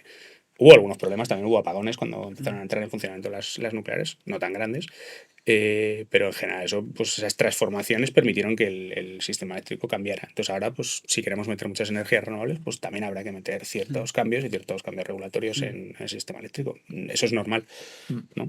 Quizá seguramente vamos a saltar a hablar de Real Decreto. Que Se iba a preguntar sobre eso quizás ahora mismo. para dar un dato antes, otra cosa que hemos aprendido, porque ahora ha habido mucha gente revisando, ¿no? Apagones que ha habido por el resto del mundo y sus causas. Buena parte de los apagones se deben a eventos extremos, a incendios, a que se cae, a vientos que tiran una torre.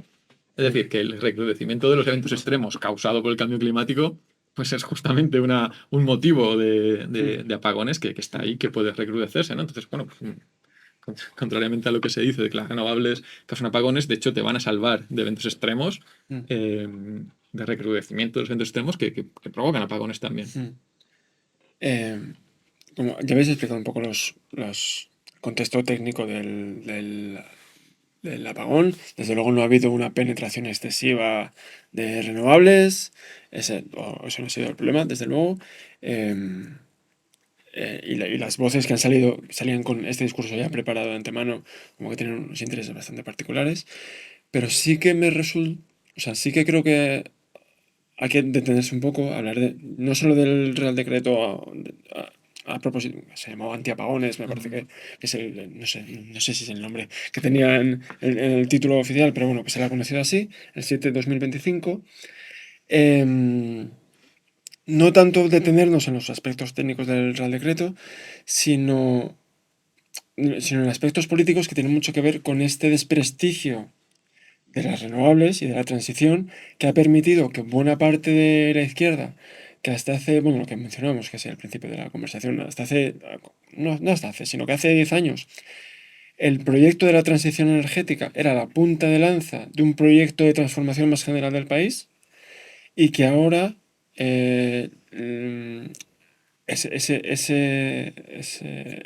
posición predominante de la transición energética ya no está ahí, sino que puede ser en muchos casos secundaria y se subordina a otros objetivos políticos, como que se puede manifestar en la izquierda, que la izquierda y el ecologismo se solapan en muchos casos, pero no siempre son lo mismo, se subordinan, puede ser a la defensa del territorio o puede ser a la crítica al oligopolio o puede ser a infinitos otros aspectos, ¿no? Entonces quería preguntaros un poco por qué creéis que la izquierda ¿o qué creéis que significa que la izquierda, al votar este Real Decreto, la izquierda en su conjunto en un sentido muy amplio, no lo haya convalidado, las razones que se ha dado para no convalidarlo, luego quizás dentro de unos meses se pueda convalidar de otras maneras, se pueda aprobar de manera troceada, a saber cómo se pueden hacer.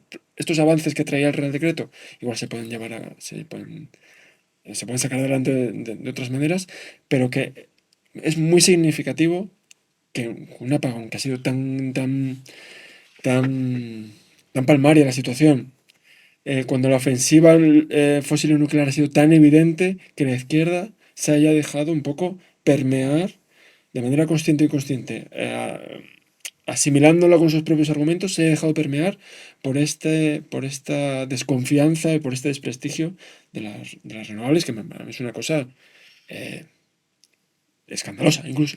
Yo creo que es una gran oportunidad perdida, porque este ha sido uno de esos ejemplos en los cuales yo creo que se había reaccionado bien. Es decir, ante esa ofensiva por todos los medios de la derecha y de la extrema derecha en culpar a las renovables, pues el gobierno de coalición se había optado por un poco doblar la apuesta, ¿no? Y decir, no, las renovables no son el problema, lo que vamos a hacer es un Real Decreto que con todas sus limitaciones. Este Real Decreto además va un poco en la línea que decía, es un Real Decreto un poco gris, que tiene muchas medidas técnicas y regulatorias. Yo tampoco soy un experto, yo no sé, o sea, me puedo imaginar que habrá cosas mejorables, yo no sé si es Fíjate, técnicamente yo tampoco te lo podría valorar mucho. En general me da la sensación de que todo va en la dirección correcta, pero yo no sé si se queda muy corto, no lo sé.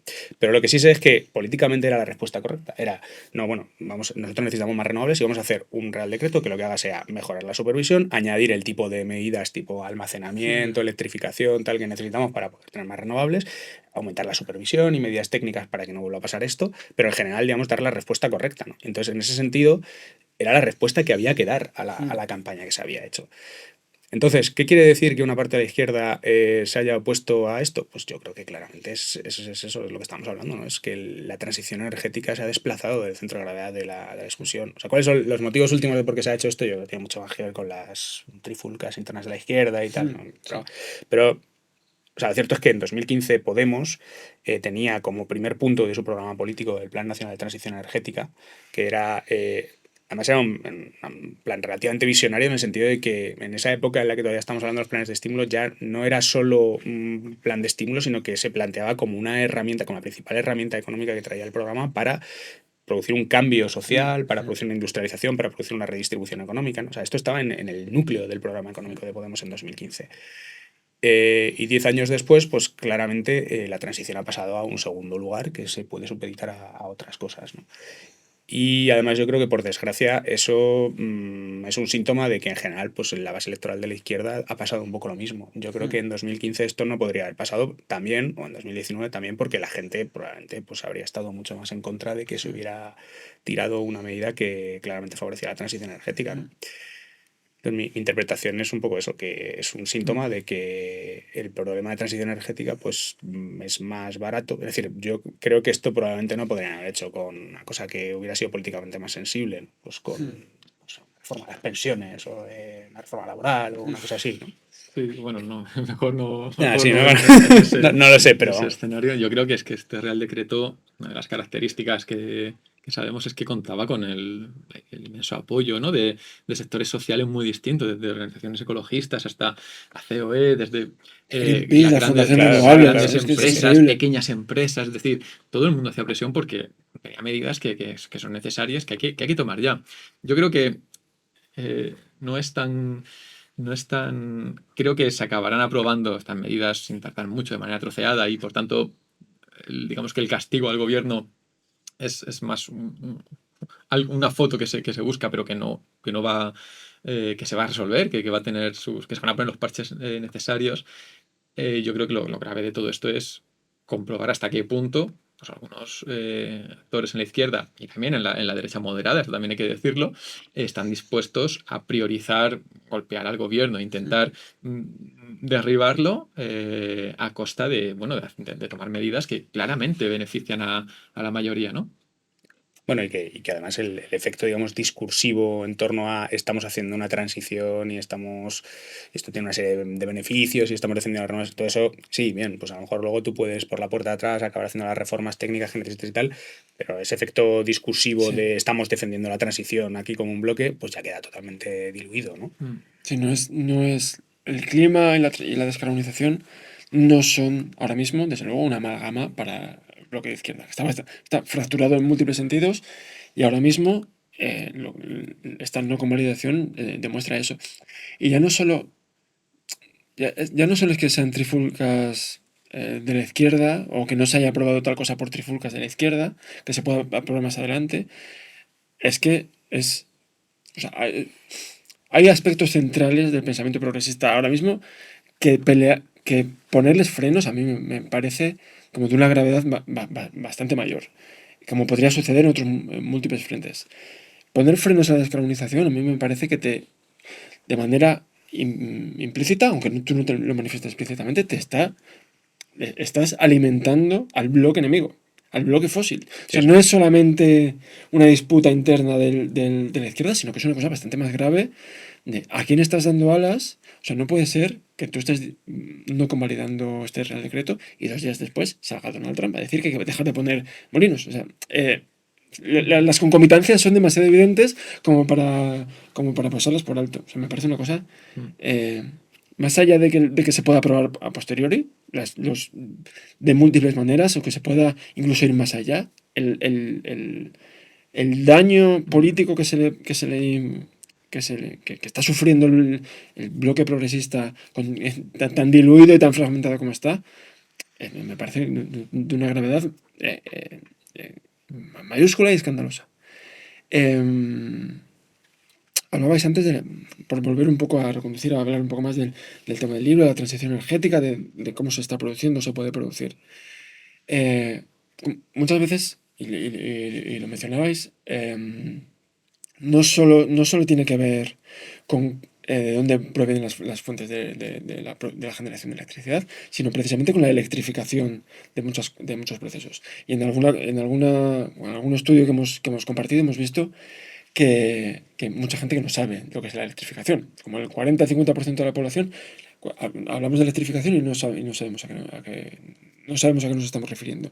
Quería preguntaros en qué consiste la electrificación, de qué hablamos cuando hablamos de electrificación, y habláis de varios procesos que deben ser electrificados, la industria, la movilidad. Si os parece, cuando expliquéis un poco en qué consiste la electrificación, nos detenemos un poco en la movilidad, que yo creo que es también un elemento muy señero de lo que puede ser la transición energética y la electrificación en general. Bueno, pues hombre, la electrificación es lo que su nombre indica, ¿no? Es decir, digamos que tu consumo energético provenga de electricidad y no de fuentes fósiles, ¿no? ¿Por qué es importante la electrificación? Porque las renovables que conocemos producen electricidad. Entonces, nuestra única forma de consumir energía descarbonizada la principal forma de consumir energía descarbonizada es generarla con un sistema renovable, normalmente solar o eólico, y luego consumir esa electricidad. Entonces, hay muchos usos de energía que tenemos hoy en día, principalmente el transporte, los coches, camiones, aviones y tal, la producción industrial y, en gran medida, nuestros sistemas de calentamiento, de calefacción, que utilizan combustibles fósiles en lugar de electricidad. Entonces, para reducir el consumo, las emisiones asociadas a esos usos energéticos, necesitas transformar esos sistemas que utilizan pues, una caldera de gas, un coche de combustión interna o, pues, como decíamos antes, ¿no? Un alto horno que funciona con carbón. Tienes que convertirlos en sistemas equivalentes, pero que funcionen con electricidad y por lo tanto puedan obtener su electricidad de renovables. El tema del transporte es particularmente problemático por varios Y le motivos. dedicáis bastante espacio, Sí. los demás que a otros procesos de electrificación, Sí. bastante espacio precisamente por estos Porque problemas. porque es problemático y también porque yo creo que está mucho más cerca quizá de la sociedad que otros como la electrificación industrial, ¿no? Que es quizá un poco más lejano. Entonces, ¿cuál es el problema del transporte? El problema del transporte son dos. Primero, bueno, quizá tres. Primero, es un sistema muy importante, ¿vale? Es decir, en Europa es el 23% de las emisiones, en España es el 30%. De hecho, puede ser incluso más alto si uno quiere considerar todo el ciclo de vida de los vehículos y tal, ¿no? Es decir, estamos hablando de que no se puede hacer la transición energética así. Es fundamental. Es fundamental. Para que nos hagamos una idea, por ejemplo, en España la industria, el consumo energético, las emisiones asociadas al consumo energético de la industria de la agricultura son del 22 y del 11,9. ¿Vale? O sea, es mucho mayor que ellas, casi tanto como ya estos combinadas, ¿no? Pero a la vez el transporte, la movilidad están muy integradas en la manera en la que nosotros entendemos nuestra sociedad, ¿no? Es decir, hemos creado literalmente pues, un sistema económico que se basa pues, con todos los procesos de liberalización internacional y de librecambismo. Hemos creado un sistema en el que las mercancías viajan unas cantidades increíbles de kilómetros. Hemos construido literalmente unas ciudades en las que uno tiene que ir en coche a todas partes o tiene que moverse un número de kilómetros tremendo. Hay una cifra por ahí de las cuentas ecológicas del transporte que decían que de 1992 a 2007 habíamos pasado de movernos por persona 24,8 kilómetros a 41,6. Por persona a día. Por persona a día, claro. O sea, cada persona en promedio se mueve 41, casi 42 kilómetros en 2007. Eso luego ha seguido creciendo, ¿no? Pero luego, o sea, esto tiene ramificaciones casi por todas partes, ¿no? Es decir, desde el urbanismo, que como decía, pues te obliga a este tipo de desplazamientos, a procesos sociales y culturales que van, pues yo qué sé, pues desde la identidad de la clase media, que tiene que ver con poder viajar en avión, porque es uno de los pocos privilegios que le quedan, pues por utilizar la expresión de Pablo Batalla, ese carácter totémico que tiene el coche, ¿no? Para la extrema derecha, para ciertas masculinidades, por ejemplo, ¿no? Entonces, es una cosa que está totalmente integrada dentro de la sociedad y que además ha llegado a esa situación a base de un proceso de décadas, ¿no? Es decir, hemos construido las ciudades a lo largo de décadas y si uno quisiera, por ejemplo, cambiar el urbanismo de las ciudades o cambiar las redes de infraestructuras o los mecanismos mecanismos económicos internacionales, lo razonable sería pensar que necesitaría también décadas, ¿no? Y movimientos políticos de una fuerza equivalente a las que los han construido. Y lo cierto es que no tenemos ese tiempo, ¿no? Entonces ese es un problema central. Y ahí nosotros hablamos en el libro del papel del coche eléctrico, ¿no? Porque el papel del coche eléctrico es un tanto ambivalente. O sea, por un lado, el coche eléctrico como tecnología, digamos que un poco da lo que promete.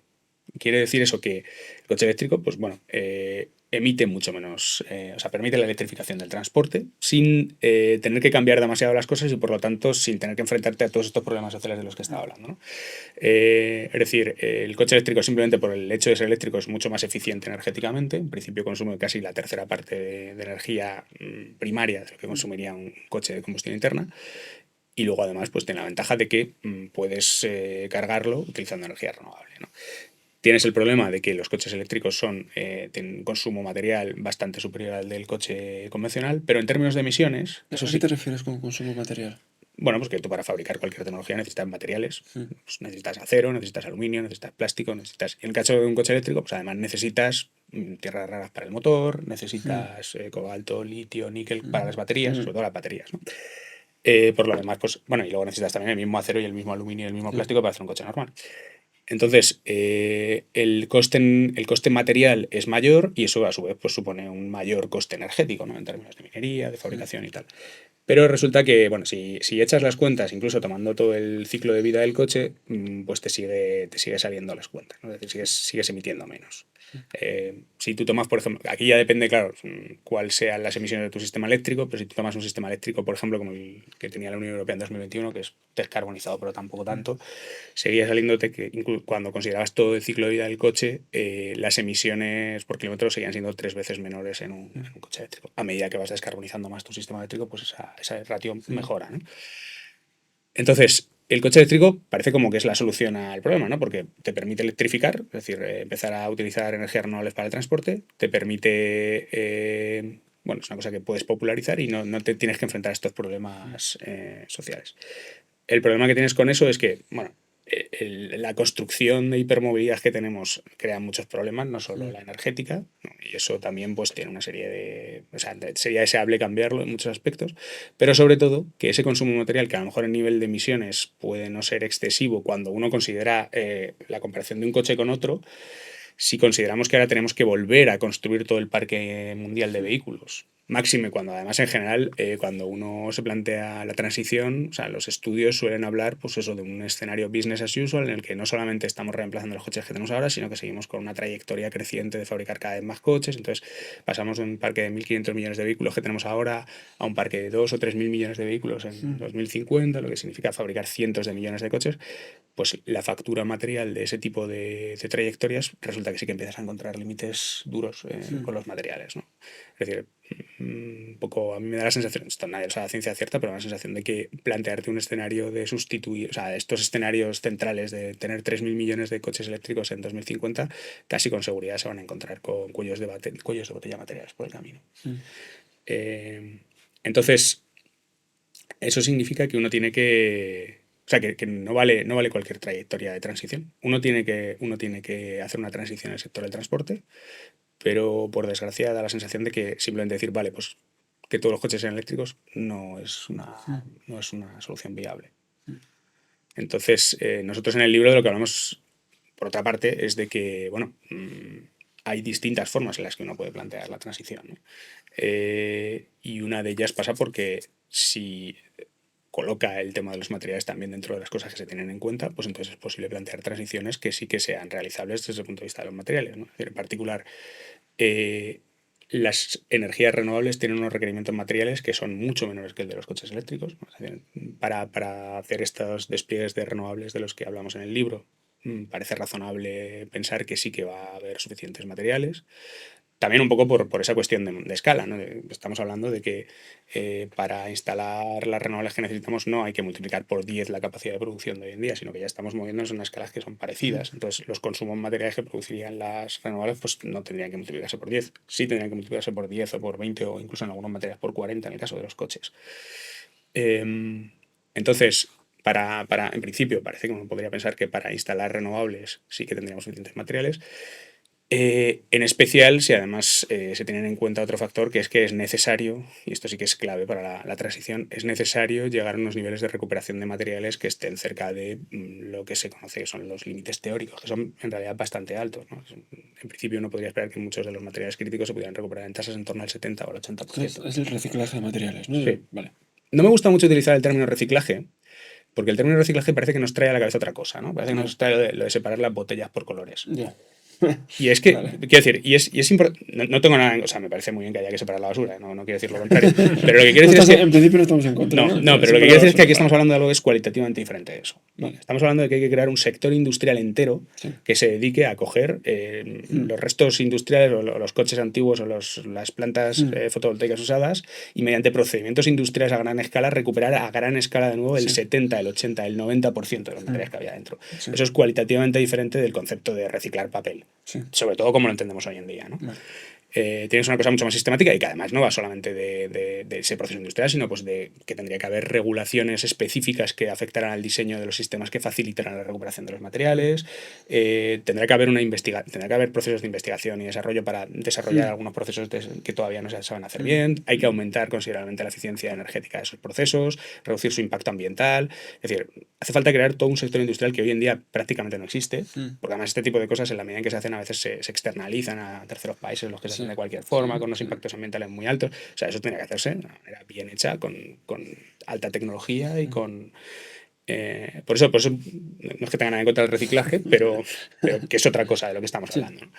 Entonces, lo que estaba diciendo antes es, si uno hace una transición en la que, por un lado, tiene en cuenta este tipo de procesos y, por otro lado, elige una senda de transición para el sector del transporte que utiliza el coche eléctrico, porque eso es probablemente insoslayable, al menos a corto plazo, pero también aboga por otra serie de modelos, pues eso, el fomento del transporte público, de la intermodalidad, de la bicicleta eléctrica, de otra serie de procesos, ¿no? Sí que parece razonable pensar que y hay estudios que lo demuestran, que sí hay sendas de transición en las que se puede hacer una utilización razonable de los materiales. De hecho, incluso en algunos escenarios se puede ver cómo cuando empiezan a ponerse en marcha estas políticas de recuperación, incluso los requerimientos materiales de algunos metales, como por ejemplo la plata, empiezan a reducirse, ¿no? Empiezas a recibir más a partir de necesitan menos minería porque empiezas a recibir lo que estás reciclando, ¿no? Claro, este tema que menciona Dani en el libro cobra una importancia vital porque es la entradilla a un mensaje del libro muy potente. Y es, cuando tienes una perspectiva a medio y largo plazo, que considera, por ejemplo, las restricciones materiales, pues te encuentras que definir lo que es la transición es un papel político. Es un papel que también es político, porque sobre todo te permite decir qué transiciones son factibles y cuáles no, y las que son factibles, cómo hacer para caminar hacia ellas. Y resulta que lo que vemos, lo que percibimos es que una transición factible pasa por cuestionar el modelo de transporte, porque no hay posibilidad material, vamos a acabar encontrando con esos cuellos de botella que decía Dani, de hacer simplemente un reemplazo uno por uno, que es lo que pues, algunos sectores... 1 por 1,5, además. Algunos sectores económicos pues quieren, porque es como una visión continuista, ¿no? del sistema actual. Sí. Bueno, pues eso no va a ser posible, por tanto, es importante hacer esta definición, este esfuerzo para definir qué es una transición posible y además qué es una transición deseable, porque replantear el modelo de transporte también pasa por poner sobre la mesa muchos mensajes que tienen que ver con, bueno, esta manera alocada en la que vivimos con una hipermovilidad casi instantánea, pues tiene sus implicaciones, también implica pues, atascos en las ciudades, implica vivir peor en muchos sentidos, implica mayor contaminación, enfermedades, etc. Sí. Y un replanteamiento de todo eso no solo nos lleva por el camino de una transición viable, sino que además nos va a permitir vivir mejor. Y esto va en la línea del mensaje que decíamos antes de cuáles son los beneficios de una transición, pues electricidad más barata, pero también una mejor vida, porque nos da la oportunidad de hacer, no la oportunidad, sino algo que es obligatorio, que es replantear ese modelo de transporte, ¿no? Claro, ahí nosotros, por ejemplo, hablamos del papel de la bici eléctrica, ¿no? Sí. Que el papel de la bici eléctrica no es quizá tan importante por cómo desplaza las emisiones, que pues, eso es importante. El otro día sí que leí algo sobre... Es una cosa bastante... Sí, es importante, es ¿vale? muy importante. Pero más importante aún que eso es si se consigue convertir la bicicleta eléctrica en un símbolo de la lucha por el espacio público y por el uso en las ciudades, ¿no? Es decir, lo importante, la bicicleta eléctrica, que la bicicleta eléctrica sustituya al coche es fundamental, es muy importante. Pero más importante todavía que eso es cambiar la manera en la que pensamos y entendemos las ciudades y su espacio. Entonces, y eso va en esa línea, ¿no? Es decir, si conseguimos convencer a la gente de que va a vivir mejor en una ciudad en la que la calle no es básicamente un aparcamiento gigante y en el que hay sitio para los peatones, en el que, porque claro, si uno mueve el transporte hacia la bicicleta, de pronto tiene mucho sitio de sobra, ¿no? Y en el que uno se puede mover haciendo ejercicio, y en el que el aire es más respirable, y en el que, ¿no? O sea, ese tipo de beneficios que vendrían de la transición, ahí es cuando puedes empezar a activar ese tipo de ciclos positivos que hacen que la gente diga, bueno, sí, no tengo coche, pero me estoy ahorrando dinero, estoy haciendo ejercicio, la ciudad es mucho más agradable.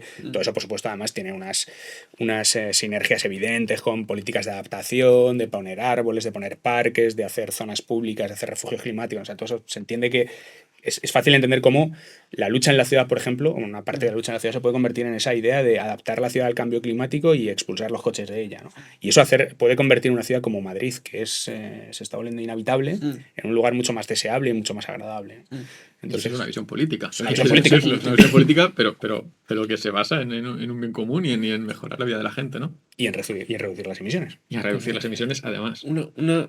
Cuando leía el libro y hablabais de esto de los límites materiales que se manifiestan de manera más explícita en el tema de la movilidad, pensaba, me venía a la cabeza un par de cosas. Por un lado, hablabais de los límites materiales como en un lenguaje distinto, porque muchas veces el ecologismo ha hablado de los límites materiales. Sabes que precisamente estáis hablando en un lenguaje casi opuesto, porque estáis hablando de límites materiales como que permiten misiones políticas, ¿no? ¿Qué caminos políticos permiten? Cuando muchas veces el ecologismo ha hablado de los límites materiales como la imposición de un límite de unos caminos políticos muy concretos que tienen que ver con contracciones del consumo enormes y demás. ¿Cómo habláis de vosotros de los límites materiales? Me resultaba como interesante en ese sentido, ¿no? Como que permite la política. Permite otra política, no hay una contracción política. Y luego pensaba también en el coche eléctrico, que es... O sea, creo que si la batalla ahora mismo es por las renovables, es probable que dentro de unos... yo al menos preveo como varias batallas ecológicas, una sobre el coche eléctrico, como casi batallas ideológicas dentro de la izquierda preocupada por el tema climático y la descarbonización y demás. La movilidad, es probable que el consumo de carne más pronto que tarde se convierta en un tema político central, que ahora mismo como que hay estallidos a veces como desde la extrema derecha, como los veganos woke que quieren imponer no dejar de comer carne. Es probable que más pronto que tarde se empieza a ser una batalla política dura. Y luego hay otra batalla bastante grande que va a tener que ver con toda la infraestructura fósil, ¿no? Los costes hundidos de toda esa infraestructura. ¿Qué se va a hacer? ¿El Estado qué hace cuando tiene que descarbonizar rápidamente? Creo que hay una serie de batallas políticas ahí por dar que son fuertes. Y el tema del coche eléctrico, yo creo que pues, muchas veces hemos planteado, como planteáis vosotros, otra movilidad, otro tipo de movilidad que implica otro ritmo de vida, que implica otro diseño urbano, que implica otra forma de organizar el trabajo. La movilidad va encadenada a otra serie de cosas.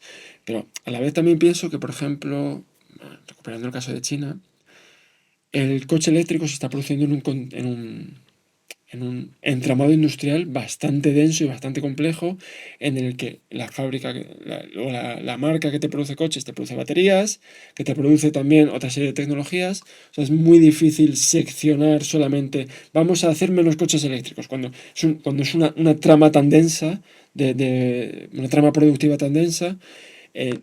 Creo que el coche eléctrico, con sus carencias, a la vez está tirando de otra serie de avances que también son muy importantes, ¿no? Como puede ser el tema del almacenamiento y demás, porque son precisamente las mismas empresas las que están produciendo avances en un sector y en otro, ¿no? Entonces creo que la imbricación, de nuevo, porque China es, digamos, la protagonista de lo que está pasando a nivel global.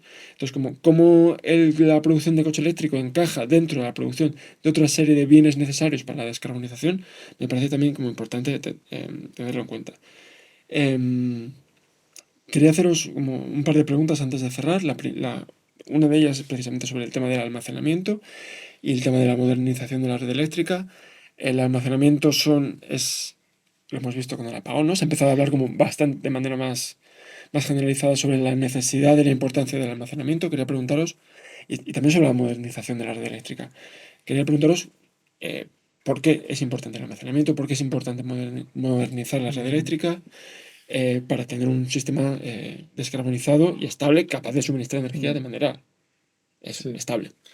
Bueno, antes lo hemos mencionado un poco, el sector eléctrico está experimentando una transformación profunda, rápida y con unos desafíos totalmente nuevos, ¿no? Y eso, eso se deriva de pasar de una matriz de generación principalmente fósil, y eso también significa regulable, en el sentido de que, bueno, tú podías generar más o menos a demanda, y eso hacía que el problema de igualar demanda y generación en cada momento, bueno, tú tenías las palancas necesarias a otro sistema basado en renovables, principalmente eólica y fotovoltaica, donde las fluctuaciones del recurso van en tu contra, ¿no? Porque no siempre vas a tener sol, no siempre vas a tener viento, entonces o sea, y ahí garantizar, digamos, el abastecimiento de electricidad es un reto nuevo. Y entonces aquí surge el problema. Digamos, hay mucha gente pensando, y a nivel de investigación, algunos de nosotros nos dedicamos a ver ese tipo de modelos, de qué necesidades tienes de infraestructura, es decir, interconexiones entre países o líneas eléctricas entre regiones para hacer lo que se conoce como el balanceado espacial. Y esto es decir, tú en un lado tienes demanda y en otro sitio separado espacialmente tienes un exceso de generación, pues esa línea te permite ponerlos en contacto. O qué necesidades de almacenamiento, sean baterías o con embalses, etcétera, te permiten hacer el balance temporal, que significa que ahora tienes un exceso de generación, pero la demanda va a ser luego, entonces pues necesitas almacenarlo, desplazar esa generación en el tiempo. Bueno, en general necesitas un poco de todo, y el mix óptimo, el más costo efectivo y por tanto el que requiere menos infraestructura y menos instalaciones y el más barato, pues eso hay que eso resulta de características físico-técnicas del sistema que están montando. Entonces, hay mucha gente investigando sobre esto, intentando diseñar cuáles son esas necesidades, ¿no? Que pasan pues, por, como digo, almacenamiento e infraestructura fósil. Otra característica de los sistemas con alta penetración renovable es que el número de actores cambia de orden de magnitud. Ya no estamos hablando de unas pocas empresas con unas decenas de centrales de generación, sino miles de pequeñas plantas fotovoltaicas, eólicas, que requieren un nivel de monitorización mucho más elevado. Los flujos, ya los actores no están tan claramente diferenciados entre quién genera y quién consume, sino que ya pues, tenemos con todo el autoconsumo que se está desplegando a una velocidad muy elevada, pero aún tiene que desplegarse a mayor velocidad. El tema de las comunidades energéticas, pues quien consume electricidad en otros momentos la está generando, entonces eso requiere ciertas actualizaciones en la infraestructura, en la red eléctrica, que son necesarias, ¿no? para este sistema mucho más complejo. Vale, y para cerrar, que ya nos queda poco tiempo, bueno, no hemos hablado de la estructura del libro, que el libro está planteado como un mapa político, que básicamente en tres partes, de lo que conocemos, lo que prevemos que puede suceder a medio plazo y los conflictos que se pueden dar a largo plazo en unas zonas un poco más oscuras de este mapa de la transición. Entonces, eso, para terminar, quería preguntaros cuáles son los principales retos que prevéis, a corto plazo más o menos, para la transición energética en los próximos años, digamos. Pongamos eso, de aquí a 5 años. ¿Por dónde prevéis que se puede dar? Hay como mucha inestabilidad política, pueden pasar infinitas cosas que no prevemos, pero ¿por dónde prevéis que pueden venir los principales conflictos? ¿Qué retos a nivel técnico y político tenemos por delante? Y por haceros una pregunta un poco más tangible, ¿qué repercusiones cabe esperar, digamos, en la vida cotidiana de la transición energética de aquí a 5 años? ¿Qué imagináis que podemos empezar a ver en nuestro día a día, que ahora mismo vemos de manera un poco más esporádica, de la transición energética? ¿Cómo la vamos a ver de manera cotidiana? No sé si muchos más coches eléctricos por las calles, más relaciones político-económicas con China, por ejemplo, por este papel predominante que está teniendo la transición energética, planes de reconversión industrial a gran escala. ¿Cómo prevéis que se puede dar ¿Y cómo lo vamos a poder percibir, la Yo creo, transición energética? yo creo que o sea, hay respuestas a varios niveles, ¿no? Yo me gustaría empezar por la que me parece más importante, que es, digamos, la cuestión política a gran escala, ¿no? Entre otras cosas porque, como decimos todo el rato en el libro, la transición energética ahora mismo es una cuestión de política a gran escala. Es decir, para poderla desplegar es necesario que haya programas a nivel europeo, esencialmente, ¿no? De hecho, en la medida en que esa transición está avanzando es porque China tiene planes quinquenales que dedican muchísimo dinero a esto desde 2010. En Estados Unidos ha funcionado por el IRA, en la medida cuando funcionó, ahora lo está desmantelando Trump. Y en Europa, pues quizá un poco más despacio y tal, pero bueno, pues con el European Green Deal y sobre todo con los fondos Next Generation y tal, ¿no? Entonces, en mi opinión, por hablar de la situación en Europa, ahora mismo estamos en un punto crítico, ¿no? Es decir, yo, fíjate, voy a decir que creo que el futuro de la transición energética en Europa es el futuro del proyecto europeo. Porque ahora mismo hay dos escenarios posibles. Un escenario en el que, digamos, que la socialdemocracia y las fuerzas democristianas, que objetivamente son los principales actores políticos, eh, consiguen hacer una entente y enfrentarse a la extrema derecha de dentro y de fuera. Ese es un escenario político el bueno, digamos. Eh, y un escenario político malo en el que la derecha democristiana pues se pliega a la extrema derecha y, bueno, pues cede a las presiones de Trump y de alguna forma se rompe esa coalición que todavía existe en el Parlamento Europeo y en la Comisión Europea, se deja entrar a la extrema derecha, empezamos a hacer política de extrema derecha. Entonces, por supuesto, esta segunda opción significa el desmantelamiento de las políticas climáticas, y si se desmantelan las políticas climáticas a nivel europeo, pues se van a desmantelar a todos los niveles. Pero es que por el otro lado, además, yo creo que esa posible coalición entre socialdemócratas y democristianos tiene que buscar un punto de conexión, y es que yo creo que el punto de conexión más claro que uno puede pensar es esa transición. Es una transición que tiene que estar en algún punto entre el Green New Deal, que quizá le gustaría a la ala más izquierdas de los socialdemócratas, y el informe Draghi, ¿no? Es decir, bueno, pues habla más de cuestiones de seguridad, de soberanía energética, tal, pero nos damos cuenta de que, es decir, la Unión Europea solo puede aspirar ahora mismo a tener soberanía, a tener seguridad, si hace una transición energética. Una transición energética a nivel amplio que tiene que ver pues, con que tenga una autonomía energética, es decir, que no estemos comprando nuestra energía a Estados Unidos, como nos están forzando a hacer. Rusia.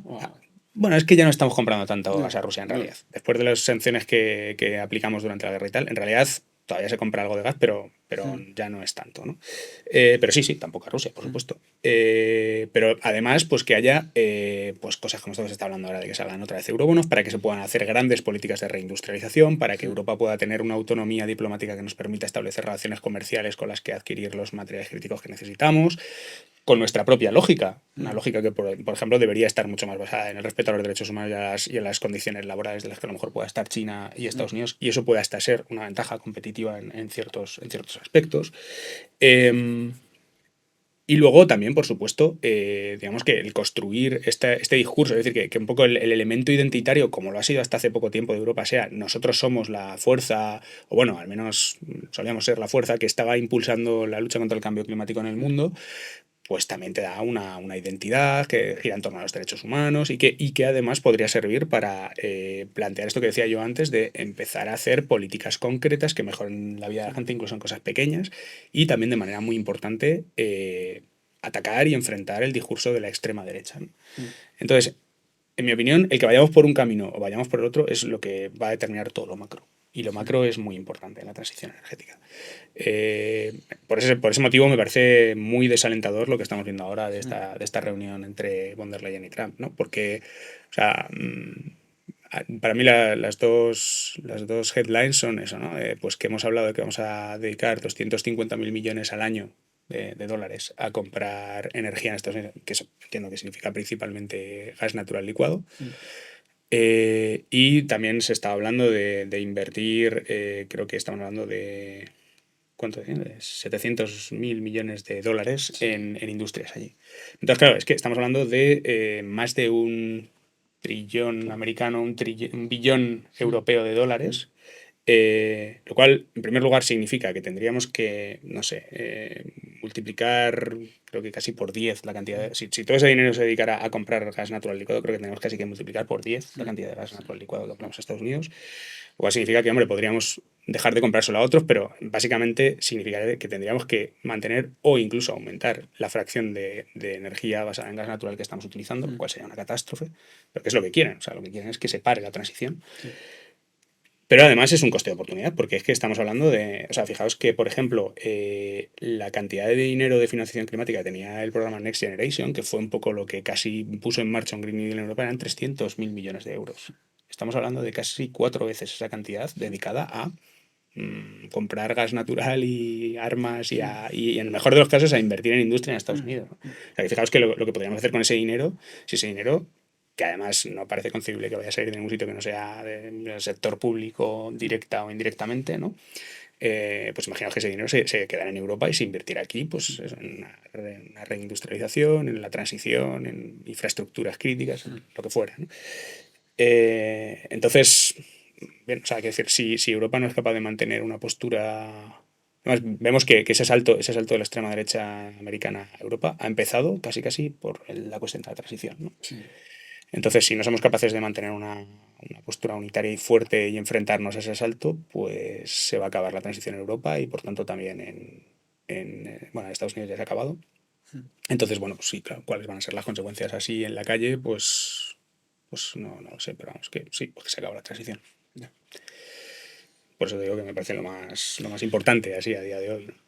Sí, yo estoy básicamente de acuerdo con lo que dice Dani, no añadiría mucho más. Quizá insistir en este mensaje que hemos comentado al principio de una cosa fundamental que tiene que pasar en los próximos 5 años para no descarrilar o no decelerar lo que está sucediendo ahora en términos de transición energética es, bueno, volver a poner sobre la mesa y que la gente vuelva a entender el mensaje de que el peor escenario es un escenario de cambio climático, con sus peores consecuencias.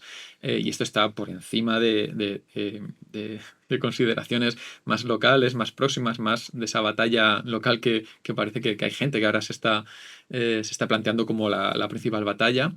Necesitamos volver a recuperar ese mensaje rápido, volver a hacer un conglomerado político donde haya un sentido común en torno a esta idea y, por supuesto, reclamar, exigir y participar, ¿no? De forma activa, de forma constructiva en el diseño de esas políticas que lo que vienen a hacer es, teniendo el objetivo claro, pues cuál es la mejor manera de repartir costes, de repartir beneficios y avanzar de manera lo más unida posible, ¿no? De hecho, vamos, una cosa va con la otra. Es decir, la única forma que yo veo en que podamos o sea, revertir esa dinámica que parece que lleva ahora mismo la Unión Europea sería pues volver a una movilización al estilo de 2019. Probablemente no solo climática, sino también pues en defensa de la democracia y de los derechos humanos, pero en la que la cuestión climática me parece que es inevitable y tendría que ser una de las centrales, ¿no? Aunque solo fuera por oposición a lo que se está haciendo en Estados Unidos, ¿no? Entonces, sí, o sea, me parece claro que a nivel, si quieres, a nivel macro, lo que tiene, a nivel de, entre comillas, alta política, lo que tiene que pasar es eso, pero a nivel de la calle lo que tiene que pasar es que se vuelva a entender y a recuperar la importancia que tiene el cambio climático. Y en ese sentido también es importante entender primero, y eso es un poco lo que nosotros tratamos de decir en el libro, ¿no? Que la transición sigue siendo posible y de hecho, o sea, que sabemos cómo hacer la transición, ¿no? Que lo que necesitamos es empujarla. Y luego también que la transición, eso lo decías tú antes, ¿no? La transición no es una cosa concreta que solo puede ser una, o que pues, si te quedas sin materia ya no la puedes hacer, ¿no? Sino que lo que hay que hacer es disputar qué es la transición. La transición puede ser muchas cosas, de hecho es quizá el gran significante vacío de nuestra época, ¿no? Entonces hay que tener, pero para poder disputar la transición primero tú tienes que saber qué quieres que sea la transición. Entonces tenemos que tener un proyecto de transición en el que podamos ponernos de acuerdo. Nosotros proponemos uno ahí. Podría ser otro, pero tienes que tener un proyecto de transición más o menos acordable por las fuerzas de izquierdas y entonces tienes que empezar a luchar porque la transición sea esa e intentar tirar y tensionar como se ha hecho hasta hace relativamente poco, ¿no? Es decir, en gran medida muchos de los logros de la transición hasta ahora han sido gracias a que pues, ha habido fuerzas de izquierdas que han estado tirando y tensionando para que la cosa, dentro de que luego la la correlación de fuerzas es la que es, pero bueno, pues tú tiras para que vaya hacia tu lado, ¿no? Pero para eso tú tienes que tener una idea de qué crees tú que es la transición, entender que la transición puede ser muchas cosas y ir ahí a luchar porque sea la que tú quieres y no otra. Bueno, pues con este llamado, esta tarea titánica pero inexcusable que es politizar la transición energética y volver a hacerla el centro y el núcleo del proyecto político que nos imaginamos para los próximos años, para las próximas décadas y con repercusiones geológicas de siglos y milenios. Bueno, pues con este llamado cerramos el capítulo de hoy. Gracias, Cristóbal. Gracias, Daniel. Muchas Nos vemos gracias. pronto.